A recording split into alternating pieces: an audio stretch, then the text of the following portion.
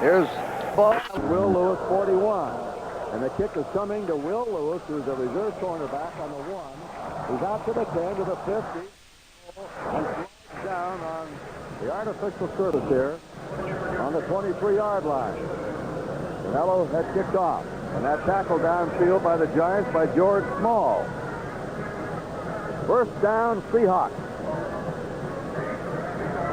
You know, one thing we can look for here today, Kurt, probably is the fact that both teams will try to work on destroying some of the strong tendencies that they've established coming into the game, meaning that if you run a lot of plays from the I formation, for example, to the outside, you might change the formation, do the same thing from another formation like the split back.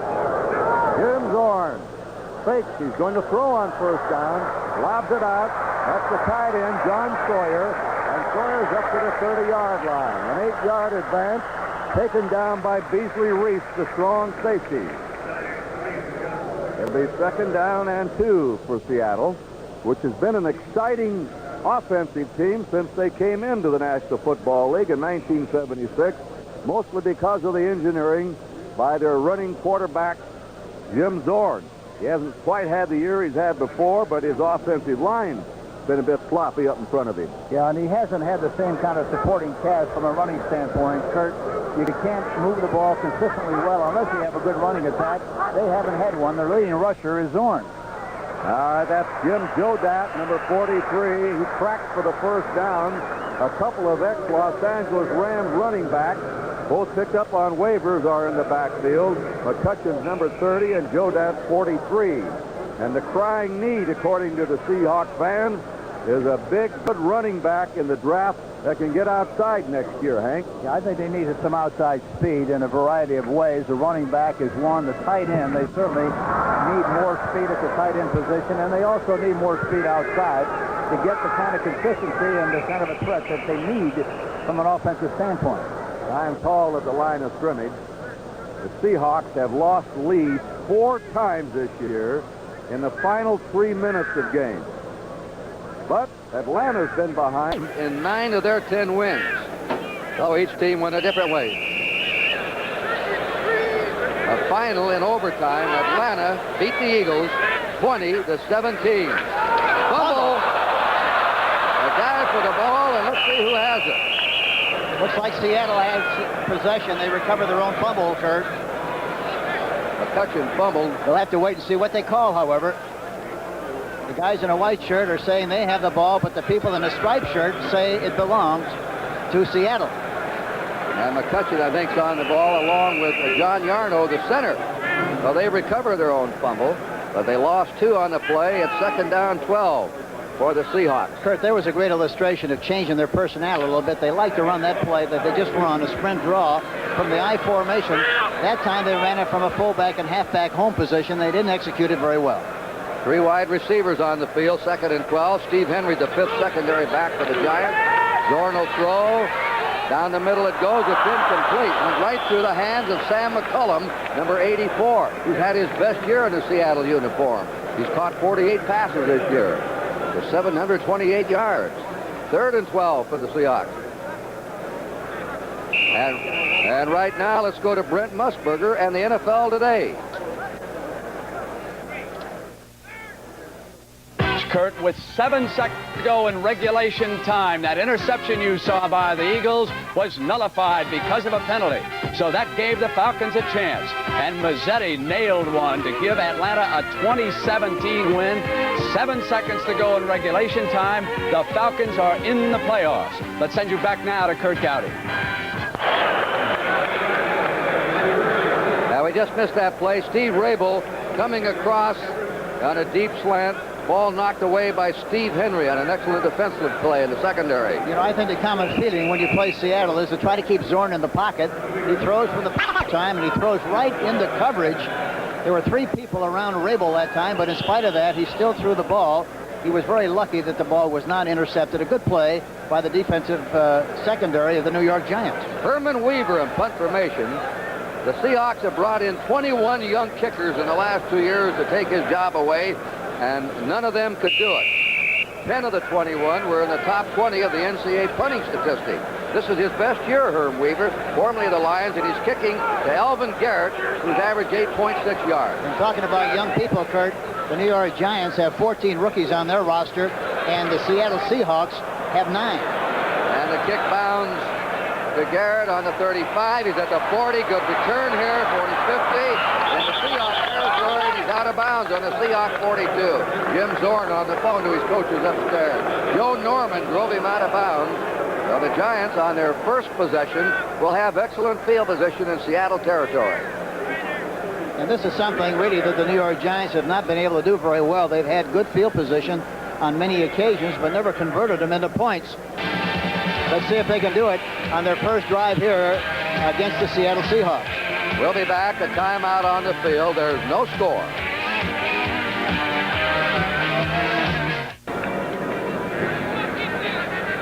Now we're going to watch the Giants. Scott Brunner is the quarterback, a rookie from Delaware. He's 6'5". The running backs will be Billy Taylor, 38, and Leon Perry, number 30. Not many attempts in passing for Scott this season. Phil Simms has a sore shoulder in his throwing arm. That's Taylor outside. Spins down to the 35-yard line. And let's go to Brent Musburger in the NFL Today. All right, Kurt, this was the overtime decision. Buffalo and Los Angeles. Buffalo had failed 3 times inside the 5. Then in overtime, Nick Nickemeyer nailed this 30-yard field goal. Buffalo over the Rams 10-7. Let's send you back to Kurt Gowdy.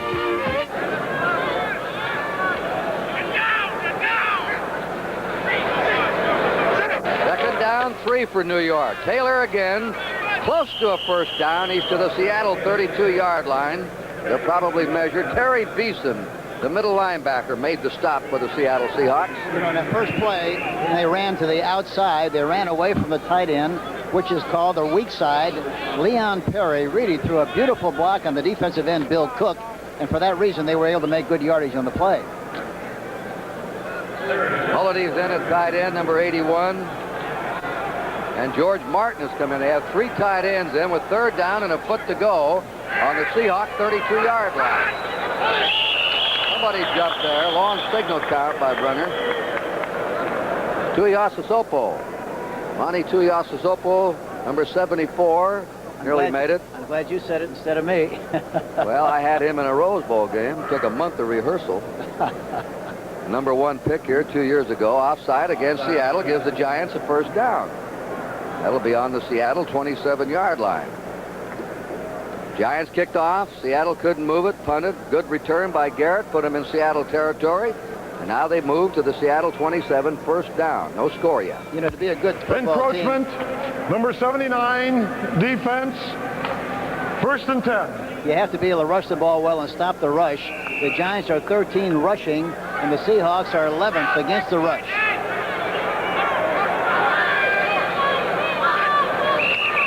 And a flag down again. Well, we've had a correction here. We were told we were going into overtime, Atlanta and Philadelphia. Atlanta won it in the last 7 seconds. A typical Atlanta win this year. This is 10 out of 11 games they've won. They've been behind and come back. They've had an incredible season. And now the pressure is going right down to that Ram-Atlanta game, the last game of the regular season. The Eagles have lost 2 tight ones in a row, Hank. Yes, and the Rams, of course, have a tough one this afternoon. Ball playing start. Buffalo. Movement before the snap, number 69. Still first down. That one's against the left guard, Roy Simmons. For moving before the snap.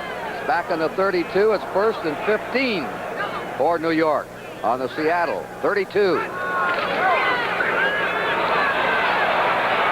Leon Perry taken down right against the sideline. Brad Benson, left tackle, leading the way, blocking for him. And Dave Brown of Michigan, the right cornerback, made the stop in the Seattle secondary.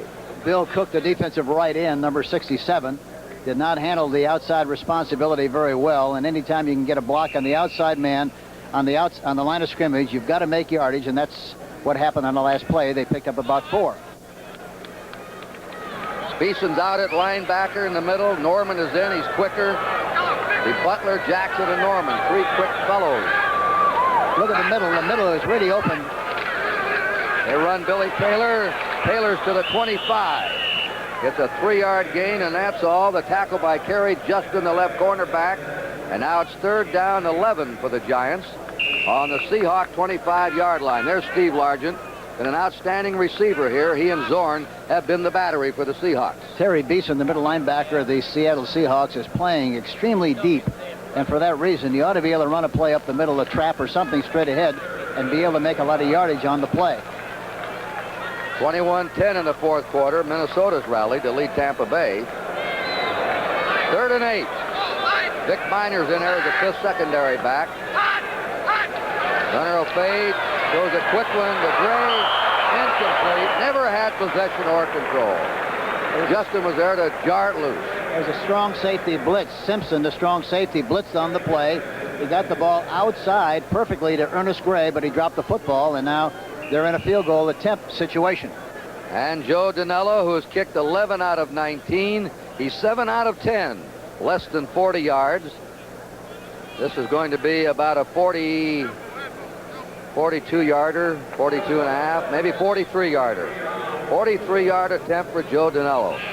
He's 2 out of 3 between 40 and 49 yards. All right, this kick is up. It's got the length, and it is good. A 43-yard field goal by Joe Danello. And the Giants grab the initial lead in the Sport Dome. The score, New York Giants 3, Seattle Seahawks nothing.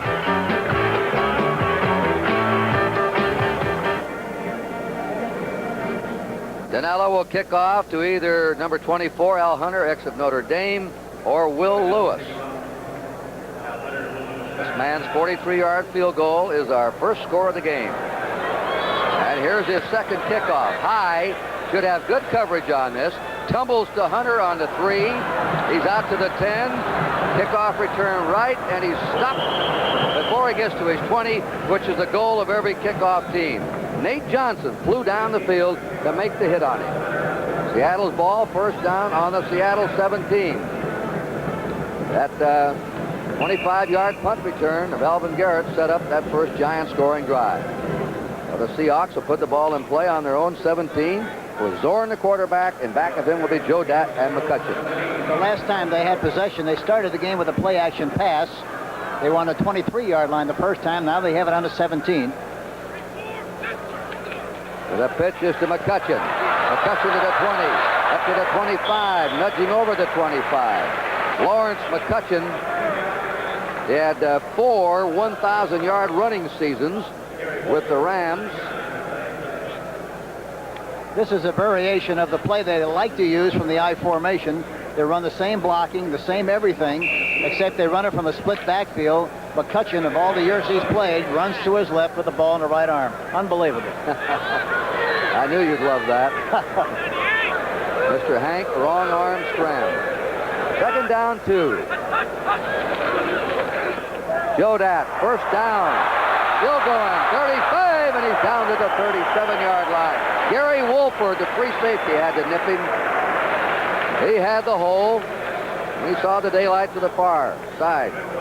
Ron Essing, look at the beautiful hole there. Good blocking at the point of attack by Ron Essing, Tom Lynch, John Yarno, and good running by Dorning, who hit the hole and then broke to the outside. He doesn't have enough speed to make that kind of a move and make a lot of yardage, but he did a good job of getting through the hole.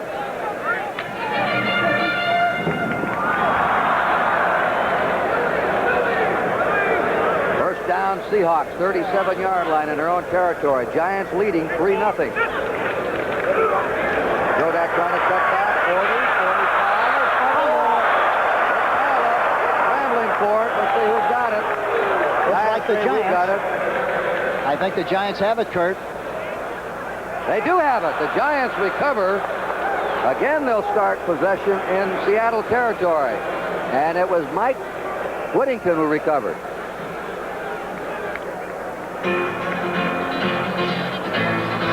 They just dropped it there for him. We'll be back when the Giants take over. The score, Giants 3, Seattle nothing.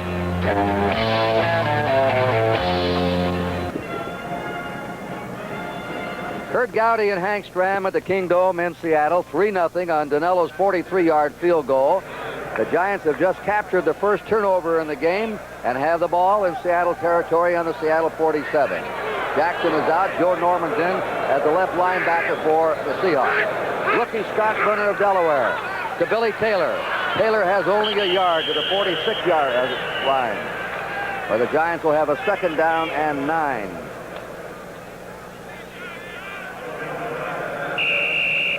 This telecast presented by authority of the National Football League, intended for the private use of our audience.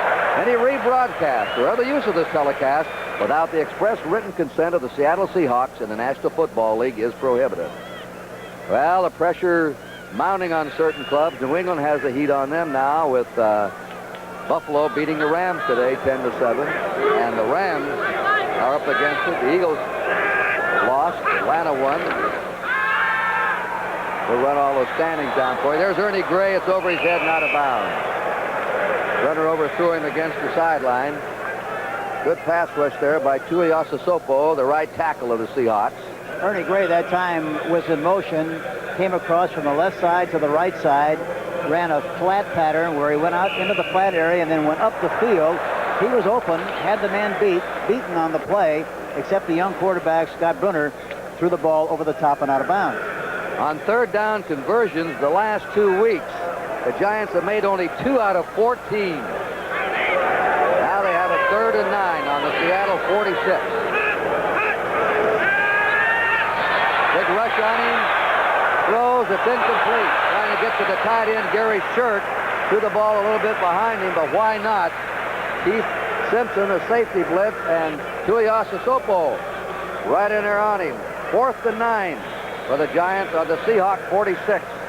Mano Tuiasosopo has really done a good job of rushing the quarterback and put a lot of pressure on the quarterback on that last play. Yeah, he's been quick off the ball. Jennings, the leading punter in the NFL, hoists it up short of the goal line.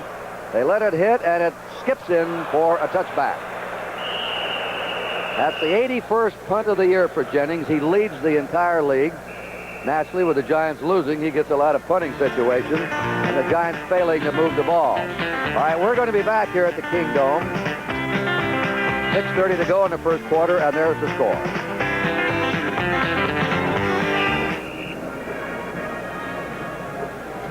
Big surprise today in the NFL.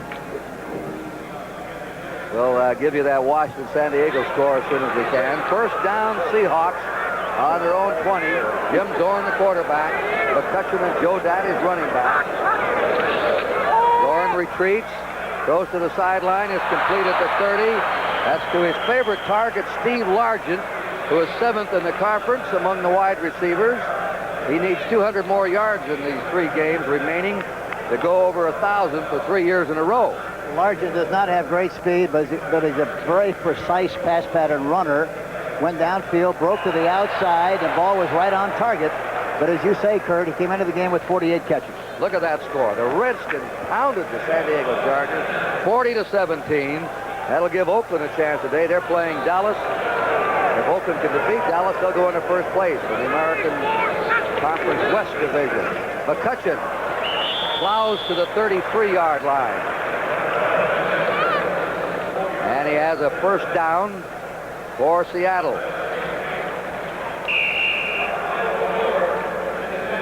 Bill Tabor, the nose tackle. Giants have a 3-man front. Martin at left end, Tabor the nose tackle, Jeter's the right end. Van Pelt, McLaughlin, Wyatt, and Whittington are the linebackers. Haynes and Felton on the corners. Reese and Wolford the safety men.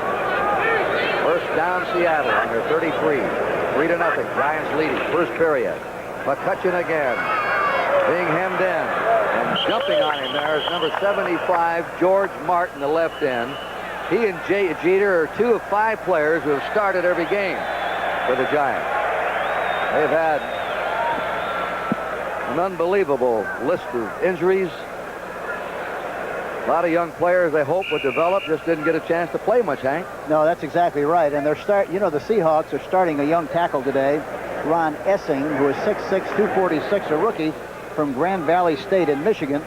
They like him very, very much. They've had a lot of problem at the left tackle position. Louis Ballard has not played extremely well, has had a lot of holding penalties, and they feel this young offensive tackle is going to help them considerably as the season goes along. That's the sprint draw to Joe Dack, 50 into New York territory and down to the New York 45 for a first down. Kirby Wyatt, the linebacker, had to bring him down. First down, Seattle, getting great openings up front. That was a great key breaker that time. That's their sprint draw play. They run it from a different formation. And there you see Joe Dack going out to the outside, breaking inside. He was tripped up from the backside and falls down after making a nice gain on the play. Tom Lynch made a beautiful block, number 61. Joe Dack's averaged a little over 10 yards a carry. He has 46 yards in 4 carries. Seattle for the first time with some field position in New York territory. Dorn puts it up. There is Largent at the 25, at the 20, and almost beheaded at the 19. Eric Felton took his head off at the 19, but it's another first down for the Seahawks. Steve Largent caught the ball. Yes, and both defensive backs, both corners have given or are giving the outside receivers an awful lot of room. That time it was Eric Felton, number 22. A lot of room on the inside. He was playing him on the outside shoulder. Therefore, the inside was there. He hit him right on the money, right at the numbers, and another big play for Seattle. First down, Seahawks, 3-0 Giants.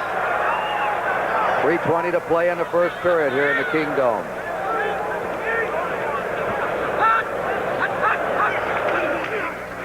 McCutcheon. He fumbles. He falls on his own fumble. He was hit there by number 70, Gary Teeter. Jarred the ball loose momentarily. That's the third fumble for the Seahawks. They've lost one. And they're back to the 22 of the Giants now, making it 2nd and 13. Hank, that Ram-Buffalo game played in light rain, 40-degree temperature, miserable conditions, went into overtime. Nick Nickemeyer kicked a 30-yard field goal to win it for Buffalo, the surprise team of pro football this year. I guess you'd say Atlanta and Buffalo, the two surprise clubs. Just remarkable success in a very short period of time. Bump and run on the outside receivers, which would mean maybe he tried to go up on top. 3 wide receivers. There it is. It's over his head. He came back, coming back for the ball at a comebacker. Steve Rabel, 83. Zorn thought he was going to fake and go into the end zone. The receiver, 83, very obviously made a mistake or missed the automatic because it should have gone right up the field. It was bump and run, which means you have a defensive back right on top of the receiver, in this case, Rabel. But he broke off the pattern, and the quarterback anticipated is going down the sideline, and it falls incomplete. Dornick comes in for McCutcheon at fullback. Steve Henry's in. Lapka's in to rush the passer, number 71 for the Giants. Henry's the 5th secondary back. 3rd and 13 for the Seahawks. He has the time. There's Largent. Dropped the ball right in the chest. Flag is down on the play. That's the old cliche, hitting him in the numbers. Too good. I've known players that the better you threw the ball to them, the less they caught it, and then they'd make those sensational one-handed stabs and diving catches. You know, he did all the things basically sound that time. He knelt down to make sure he got good view of the ball and good possession of it. But in spite of that, he evidently took his eye off the ball. He didn't follow the orderly process of looking the ball into your hands and then tucking it away. He just dropped it and it falls incomplete. Penalty going against Seattle.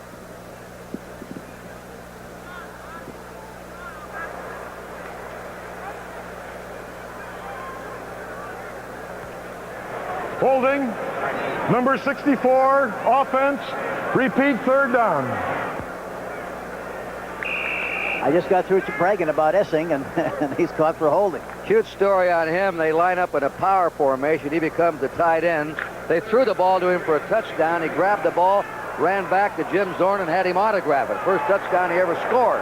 Yeah, that was against Miami. Now they got a bump and run again on the outside receiver. Here's Largent coming in to talk to the official, number 80, saying, keep those fellas off me. Mark Haynes, number 36, is playing the left cornerback position, and he's playing much better on the left side than he did earlier on the right side. He played that throughout his collegiate career. Number 1 draft pick. Yes, and they try to play him on the right side, which evidently was a mistake. Look at this. Cincinnati 34-33 Baltimore. Hank, the story in that game, Cincinnati was leading 31-13, and the Colts nearly pulled it out, but not quite. Final 34-33 Cincinnati. Since Pete Johnson's come back, the big fullback, they've won 2 in a row. He's very necessary in that offense. They call him a fullback, but he's a guard playing the fullback position. He weighs 249 pounds, and he's trying to tackle a rolling manhole cover. Any Kurt, he's tough. This must be a very weighty decision coming up there. We have a couple more final scores to give you. How about, as Bob Daly just said, he looks like a Tupperware party down the sideline. This is a legal procedure against Seattle. And Largent says, what? And there's Jack Patera, the Seattle coach. So that goes against Seattle. They're explaining it to Largent. New Orleans leading the 49ers first quarter, 14-0. The 49ers have won 2 in a row. New Orleans has yet to taste victory. Well, they got the paper bags here over the head like they've imitated the New Orleans fans who say they don't want anybody to see them in the ballpark. Well, this winds up now. Back on the 37-yard line with a 3rd down and 28 to go. 3rd and 28. He gets it to McCullum, and that's it. Right at the 35, he was wrapped up immediately by Beasley Reese, the strong safety. Well, the Seahawks had gone to the 19 on a well-coordinated drive, and then suddenly some gravel got in the old machine, and the Giants stiffened, and let's see what the Seahawks are going to do. That last time they had 2 linebackers blitzing. Zorn read it well, but didn't throw the ball far enough downfield to make anywhere close to the necessary yardage. Now they're in a field goal position. Efren Herrera. He is 19 out of 26. Zorn is holding. This is a 52-yard attempt. It is going to be no good. Just to the right. Herrera, who's had no misses under 40 yards this year. But he missed the long one, 52 yards. And the Giants remain on top with 1:34 to go in the first period. Well, Seattle is very lucky, really. They gave up possession on the +42 and +47 and only are behind by 3 points. There's an ancient rivalry, the Giants and the Redskins on the NFL today. That'll be next Saturday. And some regional games on Sunday we'll be telling you about. Bo Matthews, the running back out of Colorado. He's gained only 165 yards. The NFL today will feature regionally. You'll be seeing the Saints and the Jets from Shea Stadium, and the 49ers meeting the Falcons. Now, if the Falcons win that game, they'll clinch the Western Division of the National Conference. They have 2 games left. That'll be a big one for the Falcons next Sunday. If they win that one, they're in the playoffs. You talk about a Cinderella team. They were certainly one this year. 2nd down. And plowing up to the 42-yard line is Billy Taylor. Los Angeles lost today. The Seahawks stopping that last play. So they're 2 games behind. Now, San Francisco would upset Atlanta. The Rams would win their next game. Then they would meet on the last Sunday of the season to decide that title. Buffalo is in commanding position now in the Eastern Division of the AFC. Brent will be running it all down for you at halftime, setting it up, what the playoffs look like. They haven't run a play up the middle, Kurt, and it looks like that's really very vulnerable. On 3rd down, Scott Brunner out, completes the pass. A nice snag there by Ernie Gray, 9th-ranked wide receiver and catches in the conference, and his average 14 yards a grab. Gives the Giants a 1st down on the Seattle 42. Scott Brunner hung in there pretty well that time. He started to do a little tap dance with his feet, which usually means that you're a little bit unsure where you're going to throw the football. But in that particular case, he did a good job of getting the ball to Gray inside. And they have good field position on a +42 of the Seattle Seahawks. Time has run out. There's the end of the first quarter. 3-0 New York.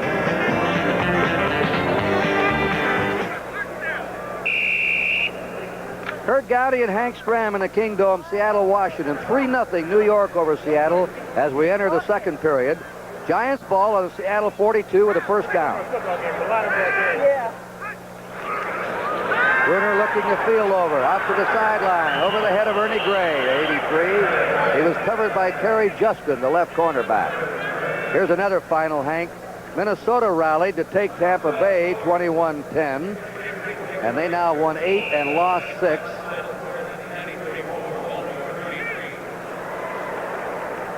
Lions were 7-6. Minnesota has really done an excellent job. They didn't look like they were going to be that kind of a team early in the season when we saw them, Kurt, but they've really picked up tremendously on defense. They had in mid-season a span where their offense just went dead on them. Come back. Second down, 10. There's the middle. Wide open. There's Bo Matthews inside the 25 and tackled at the 24-yard line by Kerry Justin. Bo Matthews. You've got to be able to make good yardage up in that middle area. That's the first time they run that play, but there's a good illustration of the kind of a cavity they had running right at the middle linebacker, Terry Beeson, and they go up there with good blocking at the point of the attack with their left guard Roy Simmons, Jim Clack, and J.T. Turner doing a good job right up the middle. Look at that. They're pounding Green Bay 48-7. Billy Taylor. Taylor just short of the 20-yard line. Manny Tuiasosopo and Terry Beeson, the middle linebacker, teaming up to stop the ball carrier. Let's put it on the Seattle 20, a gain of 4 for Billy Taylor. Second down, 6. Cleveland nipped the Jets 17-14. Brian Sipe again to Greg Pruitt. A pass that was the decider with 9:27 left. That middle is still very vulnerable. Look at it, Kurt. Big gap there. There it is. There it is. Taylor's over the 15 and down to the 12. Fumbles. Now, did he hit the ground first to blow the play dead? Nobody plugged up that big hole that Hank Stram pointed to you. And it looks as if the Giants still have the ball. The referee says, take the timeout on me, when he patted the top of his head. Here's the hole. It's a good-looking play between Tuiasosopo and Hardy. A good cavity. The middle linebacker, Beeson, is playing very deep. And here again, good blocking at the point of attack by the left tackle, Benson, Simmons, Clack, and Turner. Lions must win that game to stay with the Vikings. A tight one, 23-17, fourth quarter. Lions ahead. There's still a lot of room up there. I'd give it to the fullback and make him stop it. First down for the Giants. Flag is down. Bo Matthews, nice inside the 10 to the 8-yard line. That offside may be against Seattle. You know, one thing when a defense plays like they're playing, I'm talking about Seattle, they give you something. You ought to maintain a shot at that area as long as you can until they stop it. Don't sell yourself on the idea Seattle was offside, but don't sell yourself on the idea because we ran it 2 or 3 times, they're going to stop the play. Make them stop it before you change and go to another area. That Detroit Cardinal game, a close one. Minnesota won today. They have won 8 and lost 6. The Lions have won 7 and lost 6. So they must win to remain in a tie with the Vikings. Encroachment, defense, 2 men lining up offside. Repeat first down. 2 men lined up offside for the Seahawks. And the Giants have a first down on the 7-yard line of Seattle. 1st and 5. Now the area over the right guard is open. They've got him pinned in. He goes down in the 11. Bo Matthews, nowhere to go for him. Michael Jackson flashed across the scrimmage line, along with the outstanding rookie, Japheth Green, a #1 draft pick this year. You know, that time they changed their alignment. I'm talking about Seattle. Instead of giving you the middle, they gave you a hold to the right side over the right guard, but the Giants did not take it. They tried to run outside and didn't succeed in making any yardage on the play. Look at that Green. He's out of Texas A&M, and he's been one of the 2 or 3 best defensive rookie linemen in the league. Dallas ahead of Oakland, 10-7, second quarter. Big game there for both teams. bump and run on the outside receivers. He might try to go up on top. We've had a lot of this today, Hank. What's going on down there? Teams spilling over on both clubs before the ball is snapped. Illegal procedure against the Giants. Might be because of the change of rhythm of the young quarterback, Scott Bruner. They might be so used to hearing Phil Simms that a change of the quarterback position might be making a difference. It shouldn't, but it might be. Left guard moved. Left guard, Roy Simmons. Roy Simmons out of Georgia Tech in his second year. Center looked like he lifted up too flat. False start. Number 12 offense. Quarterback came out without the ball. You know who moved? The quarterback moved before anyone did. Yeah. Scott Bruner. 2nd and 14. Boy, look at that middle. All right, Vic Minor's in there, the 5th secondary back for Seattle. Bruner setting up. He's smothered in that end zone. Right up against Billy Taylor. Jammed there by Michael Jackson. And Taylor rammed into that wall. Good they had the padding there. You want to know why they pad these walls? There's a good example. Serious injuries can come out of it. Boy, he made a beautiful catch. Talking about Billy Taylor, a diving catch with a linebacker covering him. Man for man. Linebacker did a good job. The ball was thrown right over the top perfectly. But he evidently did not have both feet in bounds, and the official says it's not a completed forward pass. And Michael Jackson really did a super job of covering on the play. 55. He played on Washington's last Rose Bowl team, was an All-American, very quick, a hard hitter. They were concerned about his weight. He came in here around 210 in the pros. He weighs 220 now. That's Billy Taylor, all right. Glad to see it. But Jackson, according to the Seahawks, is one of their most improved players, and they have marked him as the star of the future. And justifiably so, because he's really played extremely well. So the Giants have the ball on the Seattle 15-yard line. It'll be 3rd and 13 with Larry Heater now in the Giant backfield, replacing Billy Taylor. Heater's been the leading ball carrier. He's got an injury this week. The score, 3-0 in favor of the Giants early in the second period. Ernie Gray in motion. Bruner looks, going to Gray, can't get it. He'd have had to been a giraffe built low to grab that one. Yeah, Kerry Justin that time did a good job on coverage. They sent Gray in motion again, sent him upfield, and then he broke to the outside, but the ball was thrown way, way out in front and incomplete. Chiefs over the Broncos 7-0 first quarter. Now the field goal team is on for the Giants. Joe Danella, who now has booted 12 out of 20. He's kicked a 43-yarder in the first period. And this one will be a 33-yard attempt by Joe Danello. And his kick is up, and he booms it through there. 2 field goals in this game for Joe Danello. And that score comes with 11:52 remaining in the first half. The score, the New York Giants 6 and the Seattle Seahawks 0.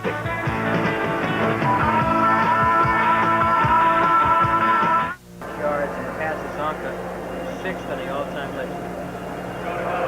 The Bears had a big game today as they blasted Green Bay. Walter Payton passed Larry Zonka, moved into 6th place all-time of rushers.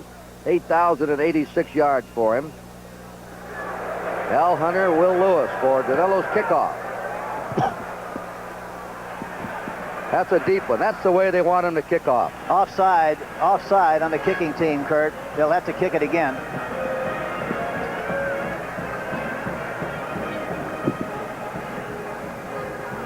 Giants offside. Here's Danello. 11 plays, 50 yards. The drive was stopped, and they had to boot the field goal. Somebody in the middle was offside, got a premature start, and they're going to have to kick it again. Offside, number 81, kicking team, penalty accepted. Repeat the kick. Tom Mulledy, the tight end, was offside. How much time do you spend lining your team up so they won't be offside on kickoff?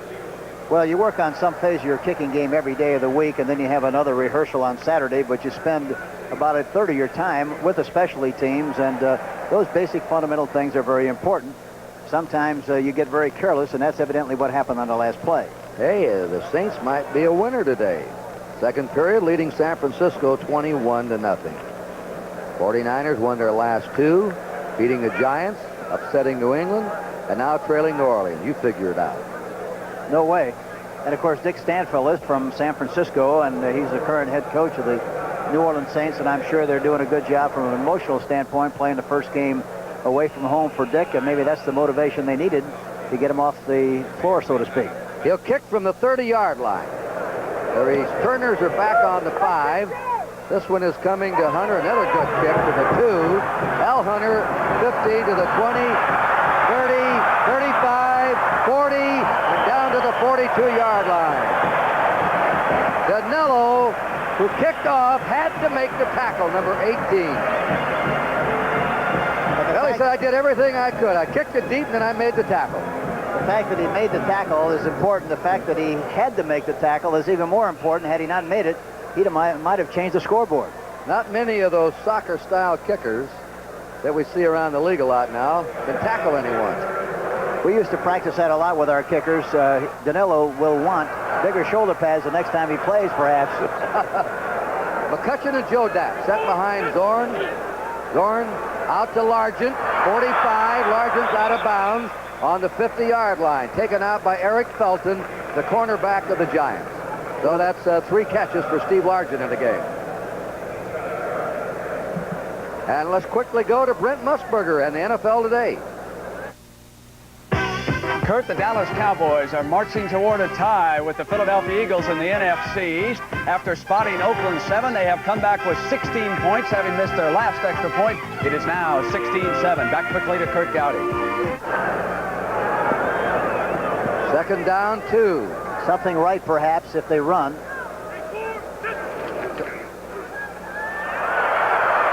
There's a first down to Jim Jodat. We just saw that Dallas score. I don't know what it is, but we didn't get it up here. Beasley Reese, the strong safety, made the hit. But the Seahawks have a first down on the Giant 42-yard line. I thought they were going to run right that time, Kurt. The fullback was lined up deep, and the halfback was in front of him, which usually indicates the play is going to go to the side of the halfback. But that time they ran a key breaker, ran right up the middle, and had good success. Dallas leading Oakland 16-7. San Diego has lost today. Oakland must rally. If they win, they'll move into sole possession of first place in their division. Seattle, first down. McCutcheon drops the ball.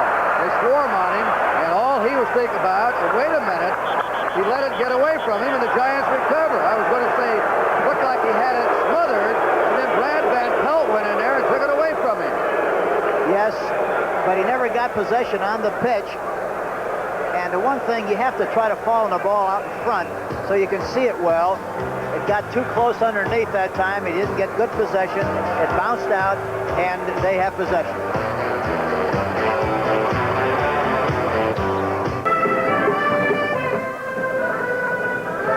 The Giants have just recovered their second fumble of the game. They'll have the ball on the Seattle 48-yard line with a first down. You know, that last play is a good illustration. Sometimes you can fool yourself. They've been running that play from the I formation with a pitch. Now they changed it and ran the pitch from a split backfield. They don't do it very often, and they didn't execute the play well. Fumble the ball, and the Giants have possession on the 49. Bruner throwing deep. He's got a man open. Touchdown! Ernie Gray. Ernie Gray has caught the ball. His 9th touchdown of the year. Boy, what a beautiful throw. The timing and the tempo of the pass was just perfect. He threw it out in front. Gray with his great speed, good pass protection, just literally outran the cornerback, Kerry Justin, ran right by him. Beautifully executed play. Touchdown, the New York Giants. John Jefferson of the Chargers has 12 touchdown passes coming into this weekend. His teammate Winslow had 9 for second place, and now Ernie Gray is tied for second among the wide receivers and tight ends with 9 catches. I can understand now why Ray Perkins felt good about this young quarterback, Scott Bruner. That was a beautiful throw by him. Perfect Kick timing. is good. So a timeout on the field here at the Kingdome in Seattle. A quiet Seattle crowd right now. The Giants are ahead, 13-0.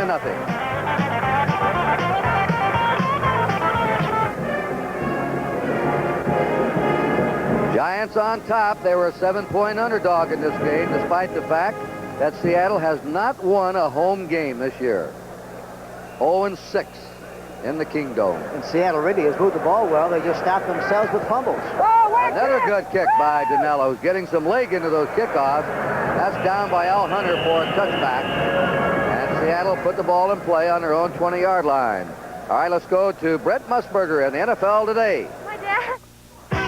Kurt Gowdy, this is a critical play for the Detroit Lions and the entire NFC Central. Tom Skladany punting. The Lions were clinging to a 6-point lead over the St. Louis Cardinals. Green will find an alley down the middle. He'll return it 57 yards for a touchdown. The Cardinals now lead the Lions 24-23. The Lions must win to stay up with Minnesota. Back to Kurt Gowdy. All right, Brent, it's Seattle's ball. First down on the 20. We'll talk about that division in just a moment with Hank Stram. Zorn has to get this club going now. Long signal count. Sprint draw play. Goes off to Dan Dornick, number 33 of Washington State. He picks up about 3 or 4 yards. Hank, in that Central Division, Minnesota's in the lead now. There'll be no wild card out of that division because of such mediocre records. Green Bay's lost 8. Tampa Bay's lost 8 after today. The Bears have lost 8. And if the Vikings can win their last 2 games, they'll win that division. Yeah, it's very surprising. And going into the season, I think everybody expected them to be last, including myself. But they've done a remarkable job with that talent. And, of course, the way the division has been, it's not very hard to do what they really wound up doing because the race has been such a bad one.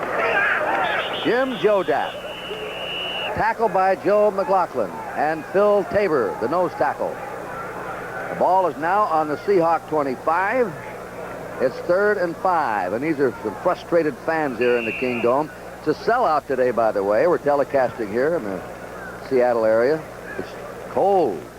But what a flight in we had right by Mount Rainier, 14,000 and some feet. I could have reached out and grabbed some snow out of the window. Beautiful country here at this Pacific Northwest. Good thing you didn't try, Kurt. You've been in trouble. Paradise for somebody like me that likes to fish and hunt. Great steelhead fishing, salmon. McCullum, first down. Sam McCullum on the 36 of Seattle. Gary Wolford wrapped him up, the free safety. Here we see Zorn going back into the pocket, looking to his left. Never took his eye off of that left side. Delivered the ball well with a good follow through. Throws the ball to McCullum, who makes the catch and picks up the necessary yardage for the first down. Gary Wolford made the tackle, number 20. Our clock is moving along. 8:20 to go in the half.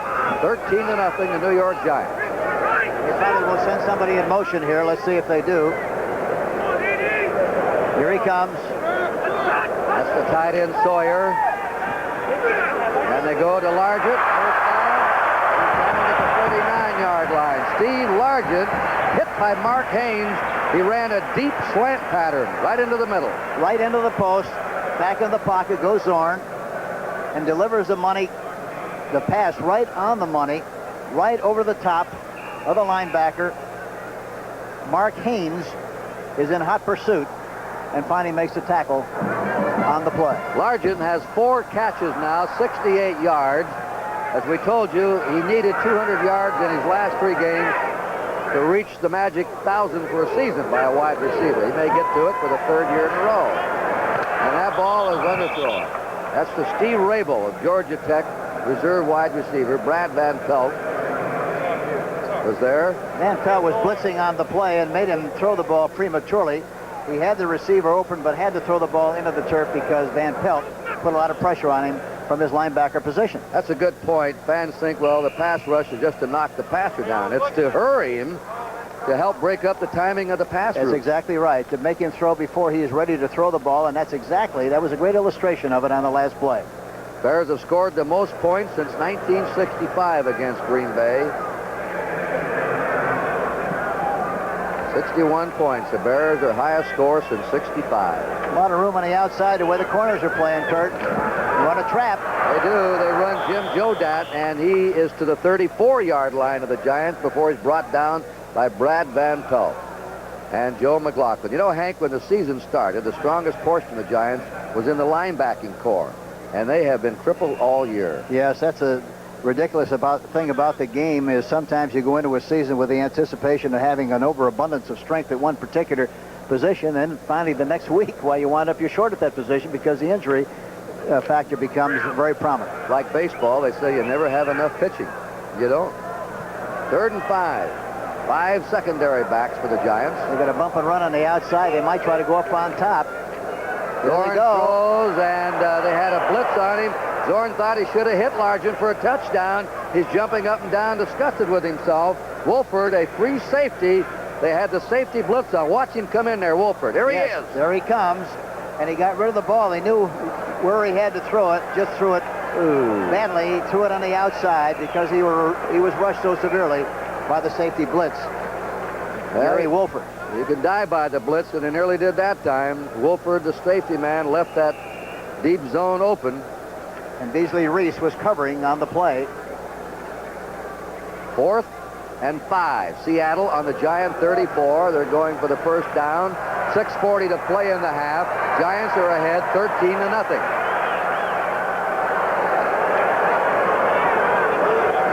Another blitz. And this time it's there, and he hung on to it. Great concentration by Steve Largent. He's caught his 5th pass of the game. That's what he has, the hands, strict pass route, and concentration. Watch number 47, Steve Henry, blitzing on the play. He anticipated it, got the ball off in time. It was a little low, but Largent did a good job of stopping, getting down low enough to make the reception. Largent came into the pros unheralded out of Tulsa University. Drew Pearson came out of that same school. He walked into the Dallas camp as a free agent and won a job. Got a lot of room on the outside again from a throwing standpoint. One setback, that's Jodat. Dorn there he goes outside. Outside, McCullum is broken up by number 22, Eric Felton, the right cornerback. 2nd down, 10, Seattle on the Giant 25. Oakland just kicked a field goal. As Dallas 16, Oakland 10. For those just joining us, San Diego was upset by the Redskins today, and they now drop temporarily a half game behind Oakland. San Diego has lost 5. Oakland has lost 4, pending the outcome of their game with the Cowboys. Black is in to rush the passer from the right end. Henry's a 5th secondary back. They got a bump and run on the left side again. They run the sprint draw. Jodat brought down at the 23. Check that. Dornick brought down on the 23 by Brad Van Pelt and George Martin, 2 reliable players. That time they had Steve Rabel one-on-one on the outside. There you see the big hole, and you see the tackle by Van Pelt, a beautiful tackle coming from the inside out. All right, they have a 3rd down. Little over 7 to go. Well, they got a bump and run on the outside again. It looks like they might try to double the outside receivers. They fake a blitz. High safety man is still popping. Look at him. No blitz from the middle linebacker. Zorn unloads. McCullum. And McCullum on a whirling catch for a first down at the 15-yard line. Excellent catch by Sam McCullum of Montana State. And that time, the left cornerback played on the right side, Mark Haynes, and he really did a good job of covering. He went for the interception, and the ball was thrown underneath a little bit, and McCullum really made a great pressure catch. All right, we're down to 4:35 remaining in the first half. Giants leading Seattle 13-0. On a long pass play to Ernie Gray, 48 yards, and 2 Danilo field goals. Seattle knocking again. Able to get it in. Largent in motion. Jodat, flag is down. He crossed the 10. He went to the 7 or 8. Nailed by Joe McLaughlin, but a flag thrown on the running play. That time they really got off the ball in good shape, holding against Seattle.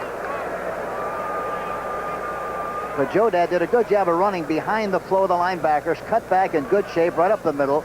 But there's a holding penalty on the play. We'll see in a minute what it is. Denver, after losing to Oakland last Monday night, their playoff hopes about gone. Kansas City on top of the Broncos, 14-0. Holding Number 54, offense, repeat first down. Art Kuhn of UCLA, the center, in there for Yarno for holding. First down 20. Seahawks on the Giant 25. 4:13 to go in the first half. 13-0 New York. 3 wide receivers in the game. Rabel, McCullum, and Largent. Well, they got a lot of room on the outside again, Kurt, for those receivers.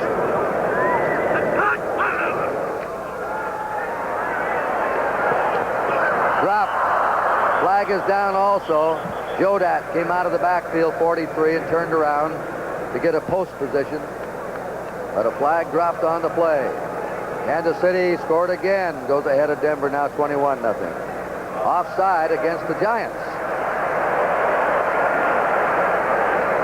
Well, this would put the ball on the 20-yard line of New York. Make it 1st and 15.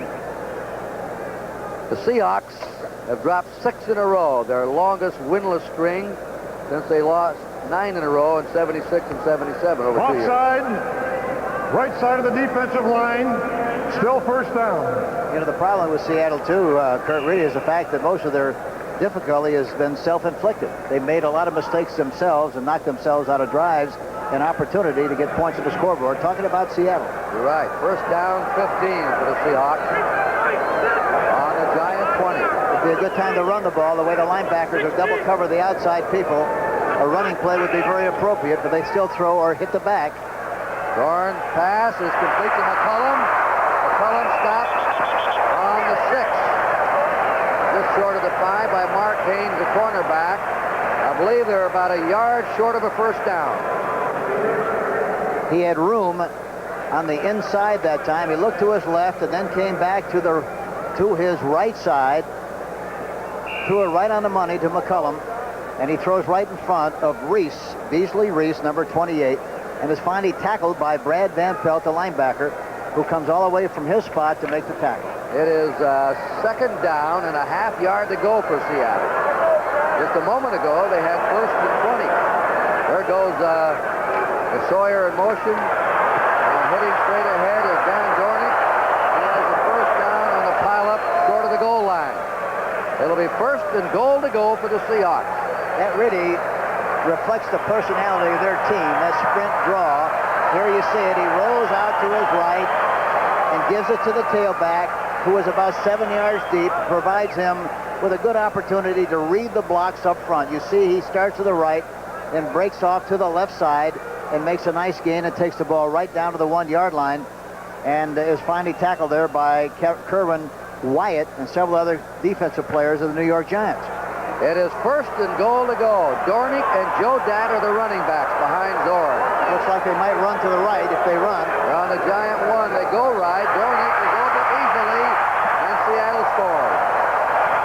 Dornick was drafted in the 7th round by the Giants in 78, traded to Seattle for a 7th round draft pick in 79, and he just scored against his old team. Yes, kind of a vanilla sweep to the outside, read right, off tackle, or jump outside. The linebacker, Joe McLaughlin, was in a position to make the tackle but missed, and he goes into the end zone for the touchdown. Well, a peculiar drive by the Seahawks. Stalled a couple of times, but they finally got it done. They went 80 yards in 14 plays. Herrera for the point. The kick is good. Our score with 2:31 to go in the first half. The New York Giants 13 and you the see him Seattle go Seahawks offside 7. to the outside in for the touchdown.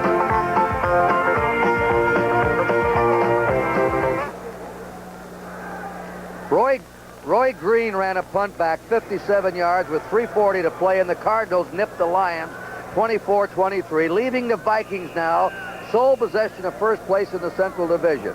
Minnesota's won 8 and lost 6. The Lions are second. They've won 7 and lost 7. High kick by Herrera. Beasley Reese waiting for it on the 4. To the 10. 15. He's smacked down on the 18-yard line. Going down is Vic Miner, number 21. Long possession drive by Seattle, capped by Dornick's 1-yard run for the score. And the time remaining in the first half, Jack Patera, come on, go get him. 2:21. 13 to... They have a flag down on that kick return by New York. It may be a holding call against the Giants. That'll put them back in the deep 6. And if that's the case, Kurt, this will be the worst field position they've had on a drive since the beginning of the football game. If you're a Packer fan, you do not want to hear this final score. In the rain, the Bears 61, Green Bay 7. Phil Simms started every game this year out with a sore shoulder. Holding number 78, receiving team during the return. First and 10. George Small, tackle that held, putting the Giants in the hole now. New York's ball on their own 9-yard line. First down, Leon Perry, Larry Heater, the running backs. They ought to attack that middle, Kurt. That middle is really open. And they do with Perry, Leon Perry. He's to the 11 when he ran into Manu Tuiasosopo. At that time, really, he didn't hit the middle. He hit just a little bit to the left of the middle, Kurt, and I think the area to hit is between the two defensive tackles, right over the center with the trap or straight ahead blocking. The middle linebacker, Beeson, is very, very deep, and for that reason, you ought to be able to do a good job of running straight ahead. Seattle calls timeout to stop the clock with 2:15.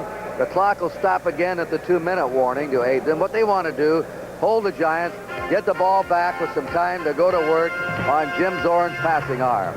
So our score, 13-7, New York.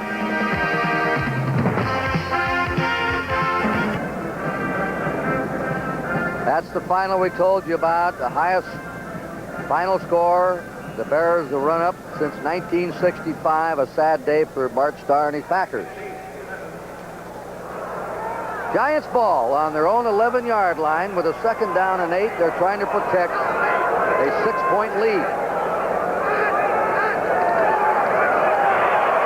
And there's Leon Perry trying to fight for that first down. He doesn't quite get it, I don't believe. John Harris, Terry Juster tried to carry him backward. And now the officials are stopping the clock this time with the time remaining 2:03 and a half. I hate to belabor the point, Kurt, but that middle is really there, and they should continue to run up that middle until they tighten up and a linebacker comes up a little bit so they can then run off tackle and go outside. Now they've signaled that it was a Seattle official timeout. The Seahawks have 1 left. And the snap of the ball will start the clock again, and then after that play is run, the 2-minute warning will stop the clock. And the Giants are short of a first down by a foot with 3rd down and a foot to go. Their object now is to come out and get that first down on this next play and keep possession. By the way, Hank, the Seahawks have played 3 games in one stretch of 11 days, and Jack Patera gave his players 4 days off prior to going back to work for this game today. They lost on Thanksgiving Day, a huge score to Dallas. And they also lost to Oakland and Dallas in that stretch. But he gave them 4 days off. Well, that's a good move because at this stage of the season, a rest is a lot better than work. You know what? That's true at any stage of the season, in any business. Yeah, you have to be careful. Sometimes, you overdo it. 3rd down and a foot to go for the Giants. Not fishing and hunting, though, Kurt. Oh. 3rd and a foot. Uh-oh. Seattle hops. Tuiasosopo may have a little encroachment on him. Tuiasosopo was really doing a good job. I did a bit better job of pronouncing that name that time. I had to take another shot, Kurt. You did it. Then you wind up with Jack. Yeah. I'm going to have to call him Kurt. I'm going to have to call him Kurt tomorrow night on Monday Night Football. That's a first down for the Giants and an important first down for them. Encroachment, number 74, defense. That was Tuiasosopo. Encroachment means going into the neutral zone and then touching a player on the opposing side for the ball snap. It's not a strict offside, it is encroaching. It's a good clinic, Kurt. Nice going. There's a handoff to Larry Heater. Heater is to the 30-yard line of the Giants, brought down by Michael Jackson, the left linebacker. And they stopped the clock for the 2-minute warning now. I talked to Perkins before the game, and he indicated that we would maybe say Nate Rivers some in this game. I'm kind of anxious to see him. He's a big, strong, good-looking running back. I'm Sam Rutigliano, coach of the Cleveland Browns. I started my career as a high school coach. 1 million young people are playing high school football each year.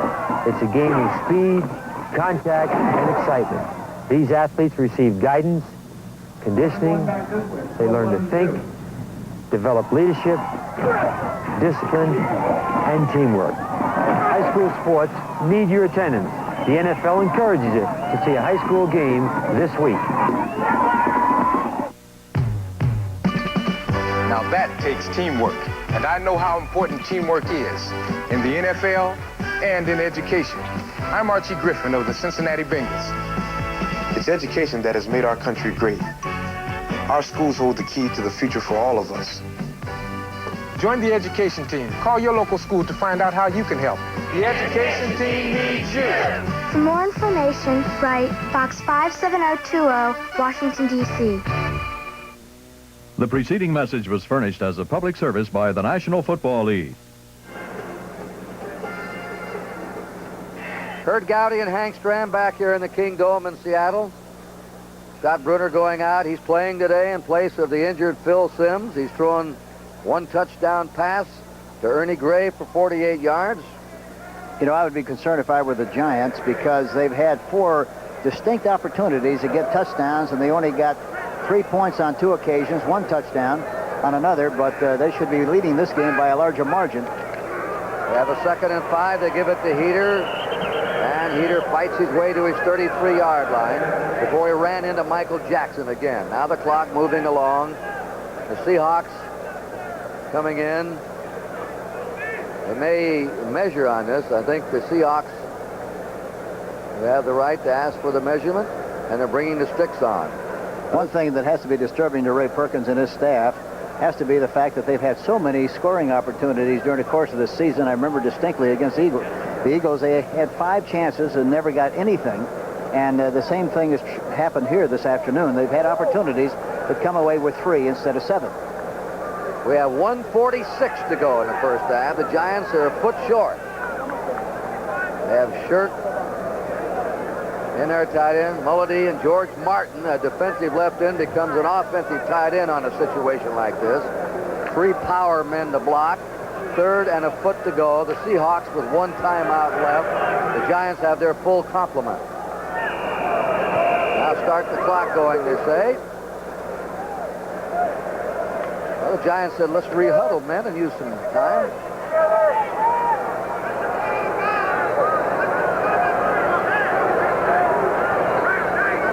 Could be something left if they run. Nope. Quarterback sneak by Scott Brunner. Beeson, the middle, the left tackle, Robert Hardy. Tried to take him, the momentum standing up. Brunner's looking over to the sidelines and signals, we have a first down, and they do with 1:22 to go. You're 6'5" like he is. All you got to do is fall forward. You're going to make the first down. And that's exactly what he did. So it's the Giants' ball on the Giant 34 with a first down. Clock moving along now. 1:10 to go in the first half. The Giants ahead 13-7.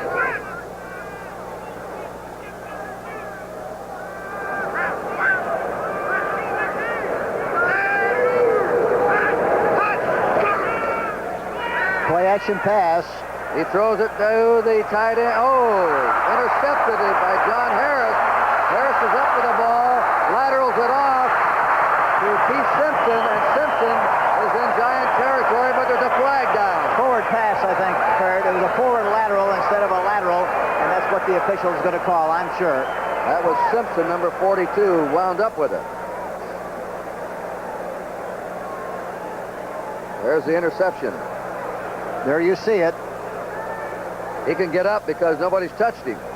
John Harris makes the interception, and watch the ball. Now watch the lateral. It's a little bit, it's close, but evidently the official thought it was a forward pass to Keith Simpson, number 42. We'll see what he calls.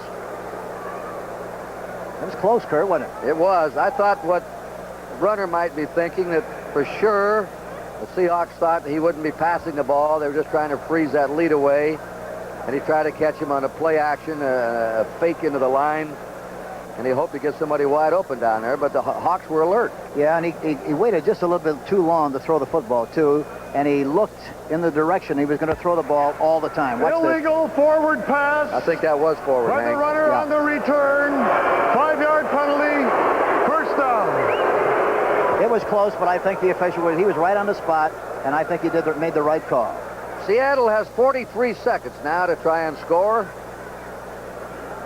At the completion of the first half, Giants had a 13-0 lead. The Seahawks scampered 80 yards in a 7-minute possession drive, and Dornick went over for the score. And now here they are back with the ball again. 3 wide receivers in the game. Rabel, McCullum, and Largent are spread out. A lot of room on that left side. Dornick and Joe Dad are the running backs. Dorn is trapped. Power pass rush that time by Phil Tabor, the nose tackle, who sliced through to hit him. 39 seconds to play. The clock stopped. Now the referee puts the ball in play. 1 timeout left for Seattle. He's got room to throw the ball on the outside if he has time enough to throw it. It's a 4-man rush. Tabor, number 80, really did a good job of rushing the quarterback that last time. And it was a delayed blitz by the linebacker. A lot of time they're getting this play off. He go for the sideline if he can, but he can't get there, Dan Dornick, because Felton was there right on top of him. And now Seattle, to get a play over with 13 seconds remaining, must call the timeout. And there it is. They've taken their last timeout of the first half. 13 seconds to go. 13-7 Giants. Surprisingly, Kurt, the right cornerback, Eric Felton, is still playing very soft, and for that reason, you ought to be able to throw the ball in front of him on outside and stop the clock and maybe get another shot. In interconference play, the Giants have won 11 and lost 17 to the American Conference. Well, Seattle entered the NFL as a National Conference team. Tampa Bay an AFL team, then they switched over. The Seahawks have won 8 and lost 4 in interconference to the National. This year they beat Washington, lost to Philadelphia and Dallas, and the Giants have lost to San Diego and Denver.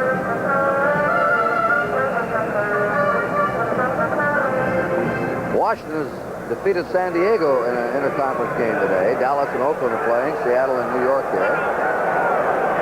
Mark Haynes now is playing on the right side. Look at all the room over that left side there, Kurt, to the offensive left. It is 3rd and 13. Dorn hit as he lets the ball go, and a near interception by Eric Felton. Felton nearly grabbed it. It was intended for Steve Rabel. We have probably one more play, unless this is a quickie toss somewhere. 4th down and 13. The Seahawks suffered 7 turnovers in their Thanksgiving Day loss to Dallas. They've had 2 in this game, and one of them cost them a touchdown. Giants recovered a fumble, and bang, Bruner hit Gray right after that with a 48-yard touchdown pass. I can't understand why Zorn continues to throw to the right when he's got so much room on the left side. Largent on Haynes, a lot of room over there. Maybe he'll listen to you here this time. Runs out of the pocket, flag is too late. He fumbles the ball, raked away from him by George Martin. They scramble for it, and the clock shows the first half is over. There was a flag on the play. Beasley Reese recovered the fumble. Martin raked it loose. Holding, number 64, offensive foul, last play of the half. The half is over. He explained it all to you. Offensive foul, the half is over. If it had been on the defense, the offense had the ball, could have taken the penalty and had a chance for one more play. There's a score at halftime. The home team that hasn't won a game in the Kingdome this year, a 7-point favorite, the Seattle Seahawks, are trailing the New York Giants by a score of 13-7.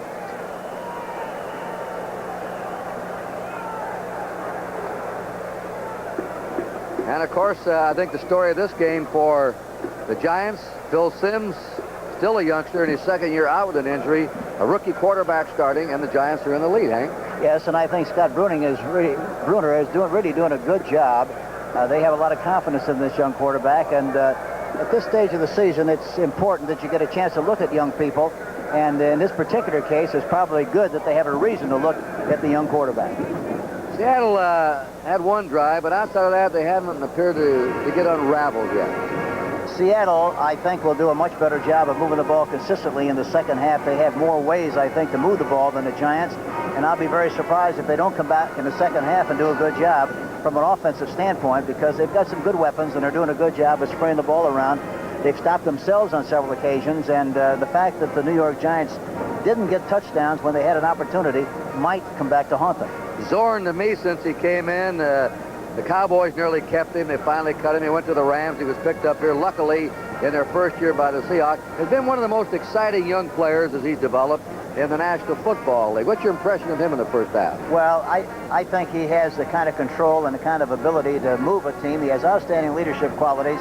And the big thing, just like Sims of the New York Giants, he needs a much better supporting cast. And when he gets the supporting cast and better running, they're going to be really an outstanding team. Well, we had one really beautiful football play in this game, and it was a pass from the rookie Bruner to Ernie Gray. Watch it. This is perfectly thrown. Beautifully thrown, right on the money. He steps up into the pocket, releases the ball up on top, way out in front for Gray to run to the ball. He does it perfectly, and he really does a good job of staying in bounds. He almost started to go out of bounds, but he righted himself and went down to the sideline in good shape. 9th touchdown reception for Ernie Gray. He's a player with vast potential, Hank. Yes, he gets better and better all the time, and we saw him a year ago for the first time, and he looked like he made a lot of mistakes, dropped a lot of balls, and now he's kind of coming into his own, and I think he's going to be one of the outstanding receivers in the game. The Giants, I forget, they have 30-some players that have been on the injured reserve list this year.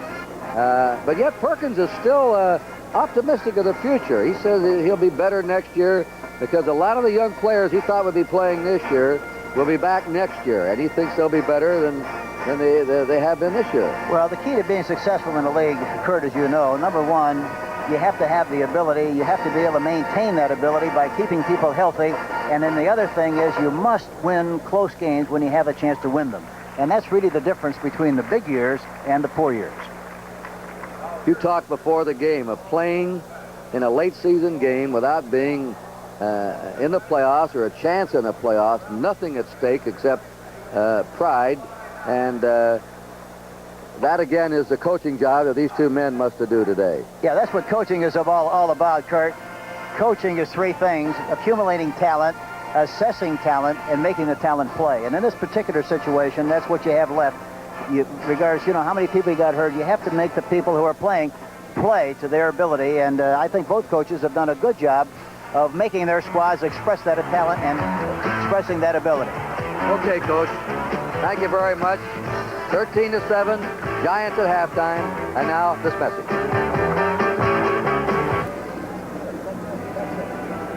The way the scoring went in the first period, Danilo kicked a 43-yard field goal. Early in the second quarter, he kicked a 33-yarder, and that made it 6-0 Giants. And then they had the 48-yard scoring touchdown pass to Gray to make it 13-0. Finally, Seattle got going. They went 80 yards, and they were sparked. Here's a big play on that drive, a pass from Zorn. Let's watch it here. Amazing thing about Zorn is that he hasn't moved the pocket very much. He's thrown everything from the pocket, and especially inside, because the defensive backs of the Giants are playing a little bit wide and deep, and there was a great illustration of throwing inside to Largent, and Haynes finally made the tackle. And here's the touchdown now, an easy romp in for Dan Dornick.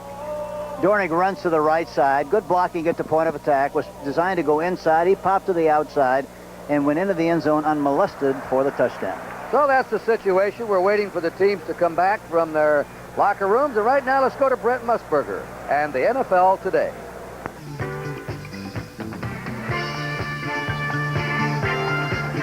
All right, back live in New York. I'm Brent Musburger with Irv Cross. Before I get to a complete scoring update, let me take some of our switchboard operators off the hook. I want to explain something. Because of our contract with the National Football League, we are required to carry the New York, Seattle, Dallas, Oakland, and New Orleans, San Francisco games in their entirety to their home markets. Therefore, we unfortunately were required to switch from the earlier games in New York, Dallas, and New Orleans. Now, while the Giant kickoff was delayed, the Dallas and New Orleans kickoffs were on time, and the decision was made by CBS Sports to join all these games simultaneously. Now, all later games included NFL Today update reports on the conclusion of that very dramatic earlier game. But let me take you back now and set the scene. Because when you left, you might have thought that Philadelphia had possession. You remember this play? Steve Bartkowski, who played so well for Atlanta against the Eagles, hit one of his favorites, Alfred Jenkins. Now, this is the play where you left us. Bartkowski back. It appeared to be an interception by Blackmore, and you might have thought the Eagles had the ball inside the 30-yard line. There was a penalty, however, and the penalty went against Philadelphia.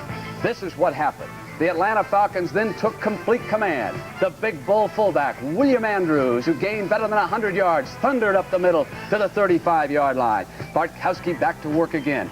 Watch him hook up here with Alfred Jenkins, who makes a slick catch as he goes out of bounds. That set up the winning field goal. 12 seconds to go in the game. Tim Mazzetti with a 37-yarder that just got inside that upright and gave Atlanta a dramatic 2017 victory. All right, the rest of the day equally dramatic. In overtime, Buffalo downs Los Angeles 10-7.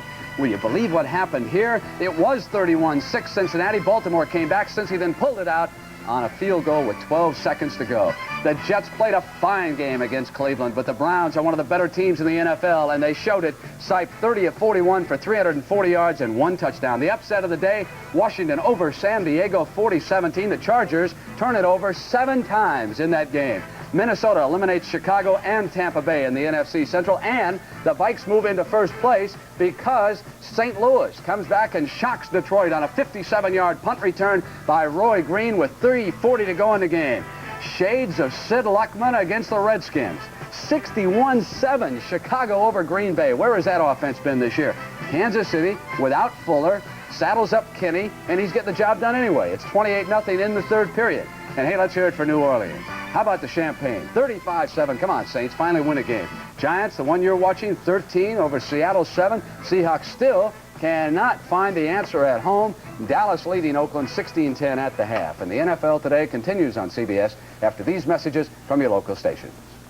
Who would dare to call Jim Rockford of the Rockford Files a crybaby? Find out when 60 Minutes looks at bookkeeping Hollywood style this evening on CBS. 61 points for the Chicago Bears. Irv Cross, we're going to send Vince Evans right to the Hall of Fame. Well, on a day like this, you might as well. He has a strong arm, but you know he's a weightlifter. He's probably the strongest quarterback in the league. Here he lofts a long pass here.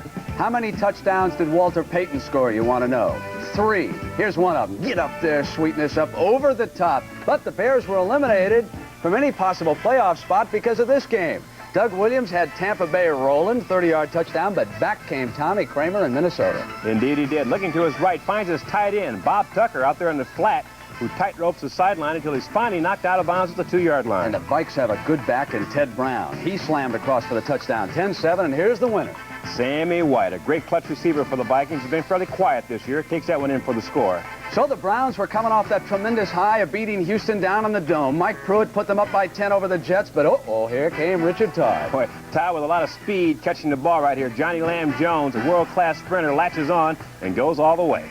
Now, the Jets pulled ahead of the Browns by 4, 14-10 on this pass to Mickey Schuler. Good for 5 yards in the touchdown. But I'll tell you, Brian Sipe is having a fantastic season. And what a day he had today, throwing 41 times, completing 30 passes for 340 yards and that touchdown. All right, here's one of your favorite guys, a defensive back for the Redskins. Take it. Joe Lavender. We know defensive backs are game breakers. Picks this one off, goes all the way for the score for the Redskins, and that probably ignited the entire Redskin team.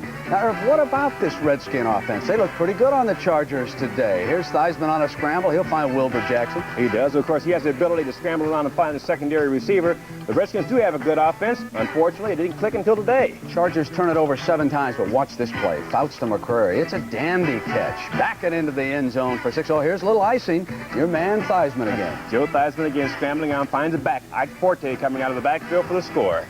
All right, dramatic game in Buffalo. Ferragamo out, Hayden in. Pass picked off early in the third quarter by the Bills. They ran up 7-0. Ferragamo with a rib that may be fractured. Peacock out with an injury. Mike Gooman tied it up. And watch the extra point. Big play. Nolan Cromwell can't handle the snap, keeps his presence of mind, and rolls around the right side for the extra point. Key play. Then in overtime, Nick Mickemeyer nailed down this field goal, and the Bills. There's your score at halftime. New York Giants 13, Seattle Seahawks 7. The Seahawks will be kicking off. Beasley Reese is at the goal line in the middle for the Giants. Seattle has run the most plays, 36-25.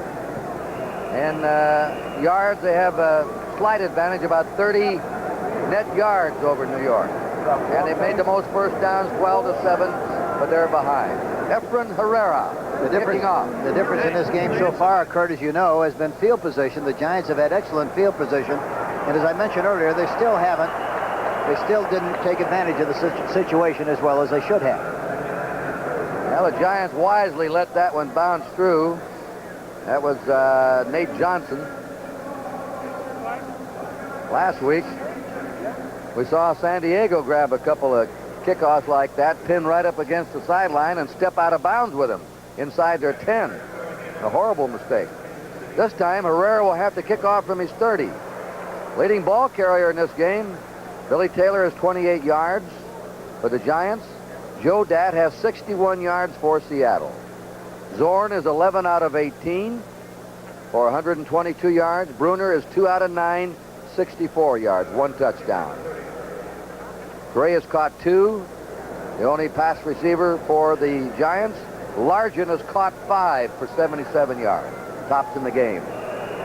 Giants have not had a turnover, or 1 turnover, and Seattle's had 2.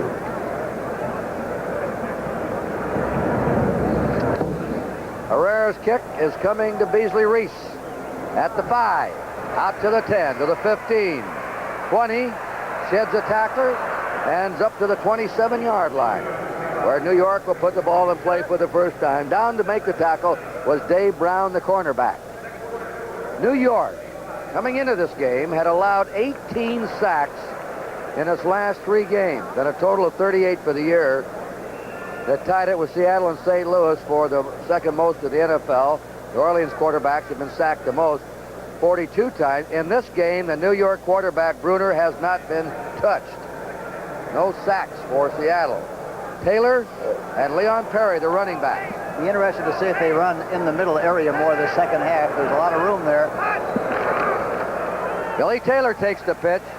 25 to the 30, bangs ahead to the 33-yard line of New York. A gain of 6. Terry Beeson made the stop for the Seattle Seahawks. Second down 4. Scott Bruner starting today, place of the injured Phil Simms. Bruner 6'5". Somebody asked him if he was really 6'5". He said, I was, till Too Tall Jones nailed me a couple of times.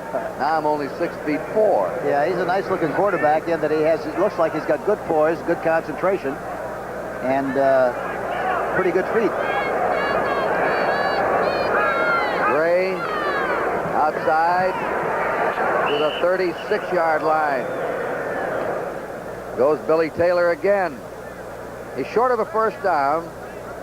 3rd and short for the Giants. The ball under 36.